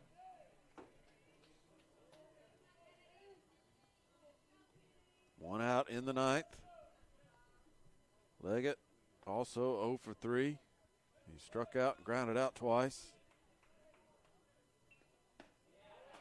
Takes a strike.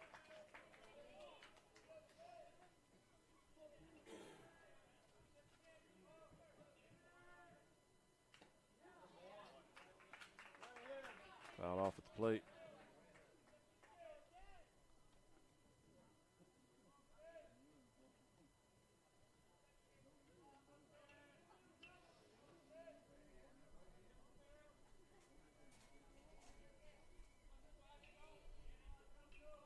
Oh and 2. Low. 1 ball, 2 strikes.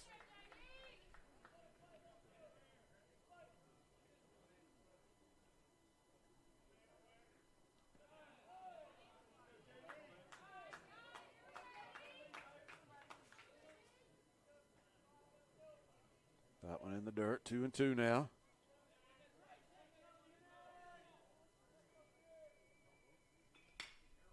Grounded to short.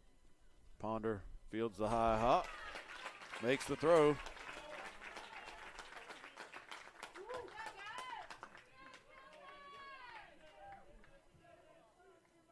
The Bucks 1 out away from a spot in the championship game. Geelan, the last hope for the Coyotes in this one.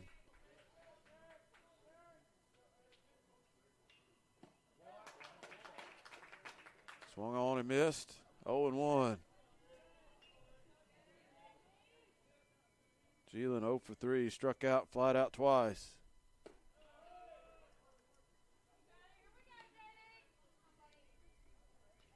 One and 1 the count.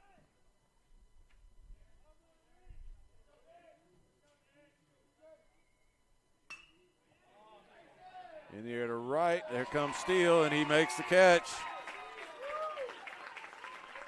For out number 3 to end this ball game, 5-0 in favor of Shelton State. Absolutely outstanding pitching for the Bucks. A combined shutout. Eli Driscoll 4 2/3. J.D. Wilkins 4 1/3. They split it almost right down the middle as evenly as you can do it. Held Coastal to 4 hits. And Shelton State, the top seed in this tournament, will play for the championship tomorrow. Coastal South, that's their first loss in this tournament. So they'll regroup and gear back up for another game here. Wallace Hansville on the field down the left field line, waiting for Shelton State to clear out of the dugout. They will be the opponent. It'll be Wallace and Coastal to square off in the final elimination game, a spot in the championship on the line when we get started in that game. We'll take about a half-hour break here. We'll look at 12:45 as a potential starting time. They're thereabouts. And this will be our second and final game of the day when that game starts. Final from Oxford. Bucks are in the championship. They win it 5-0 over Coastal South. Next game coming up, Coastal versus Wallace Hansville in about half an hour. We'll see you then.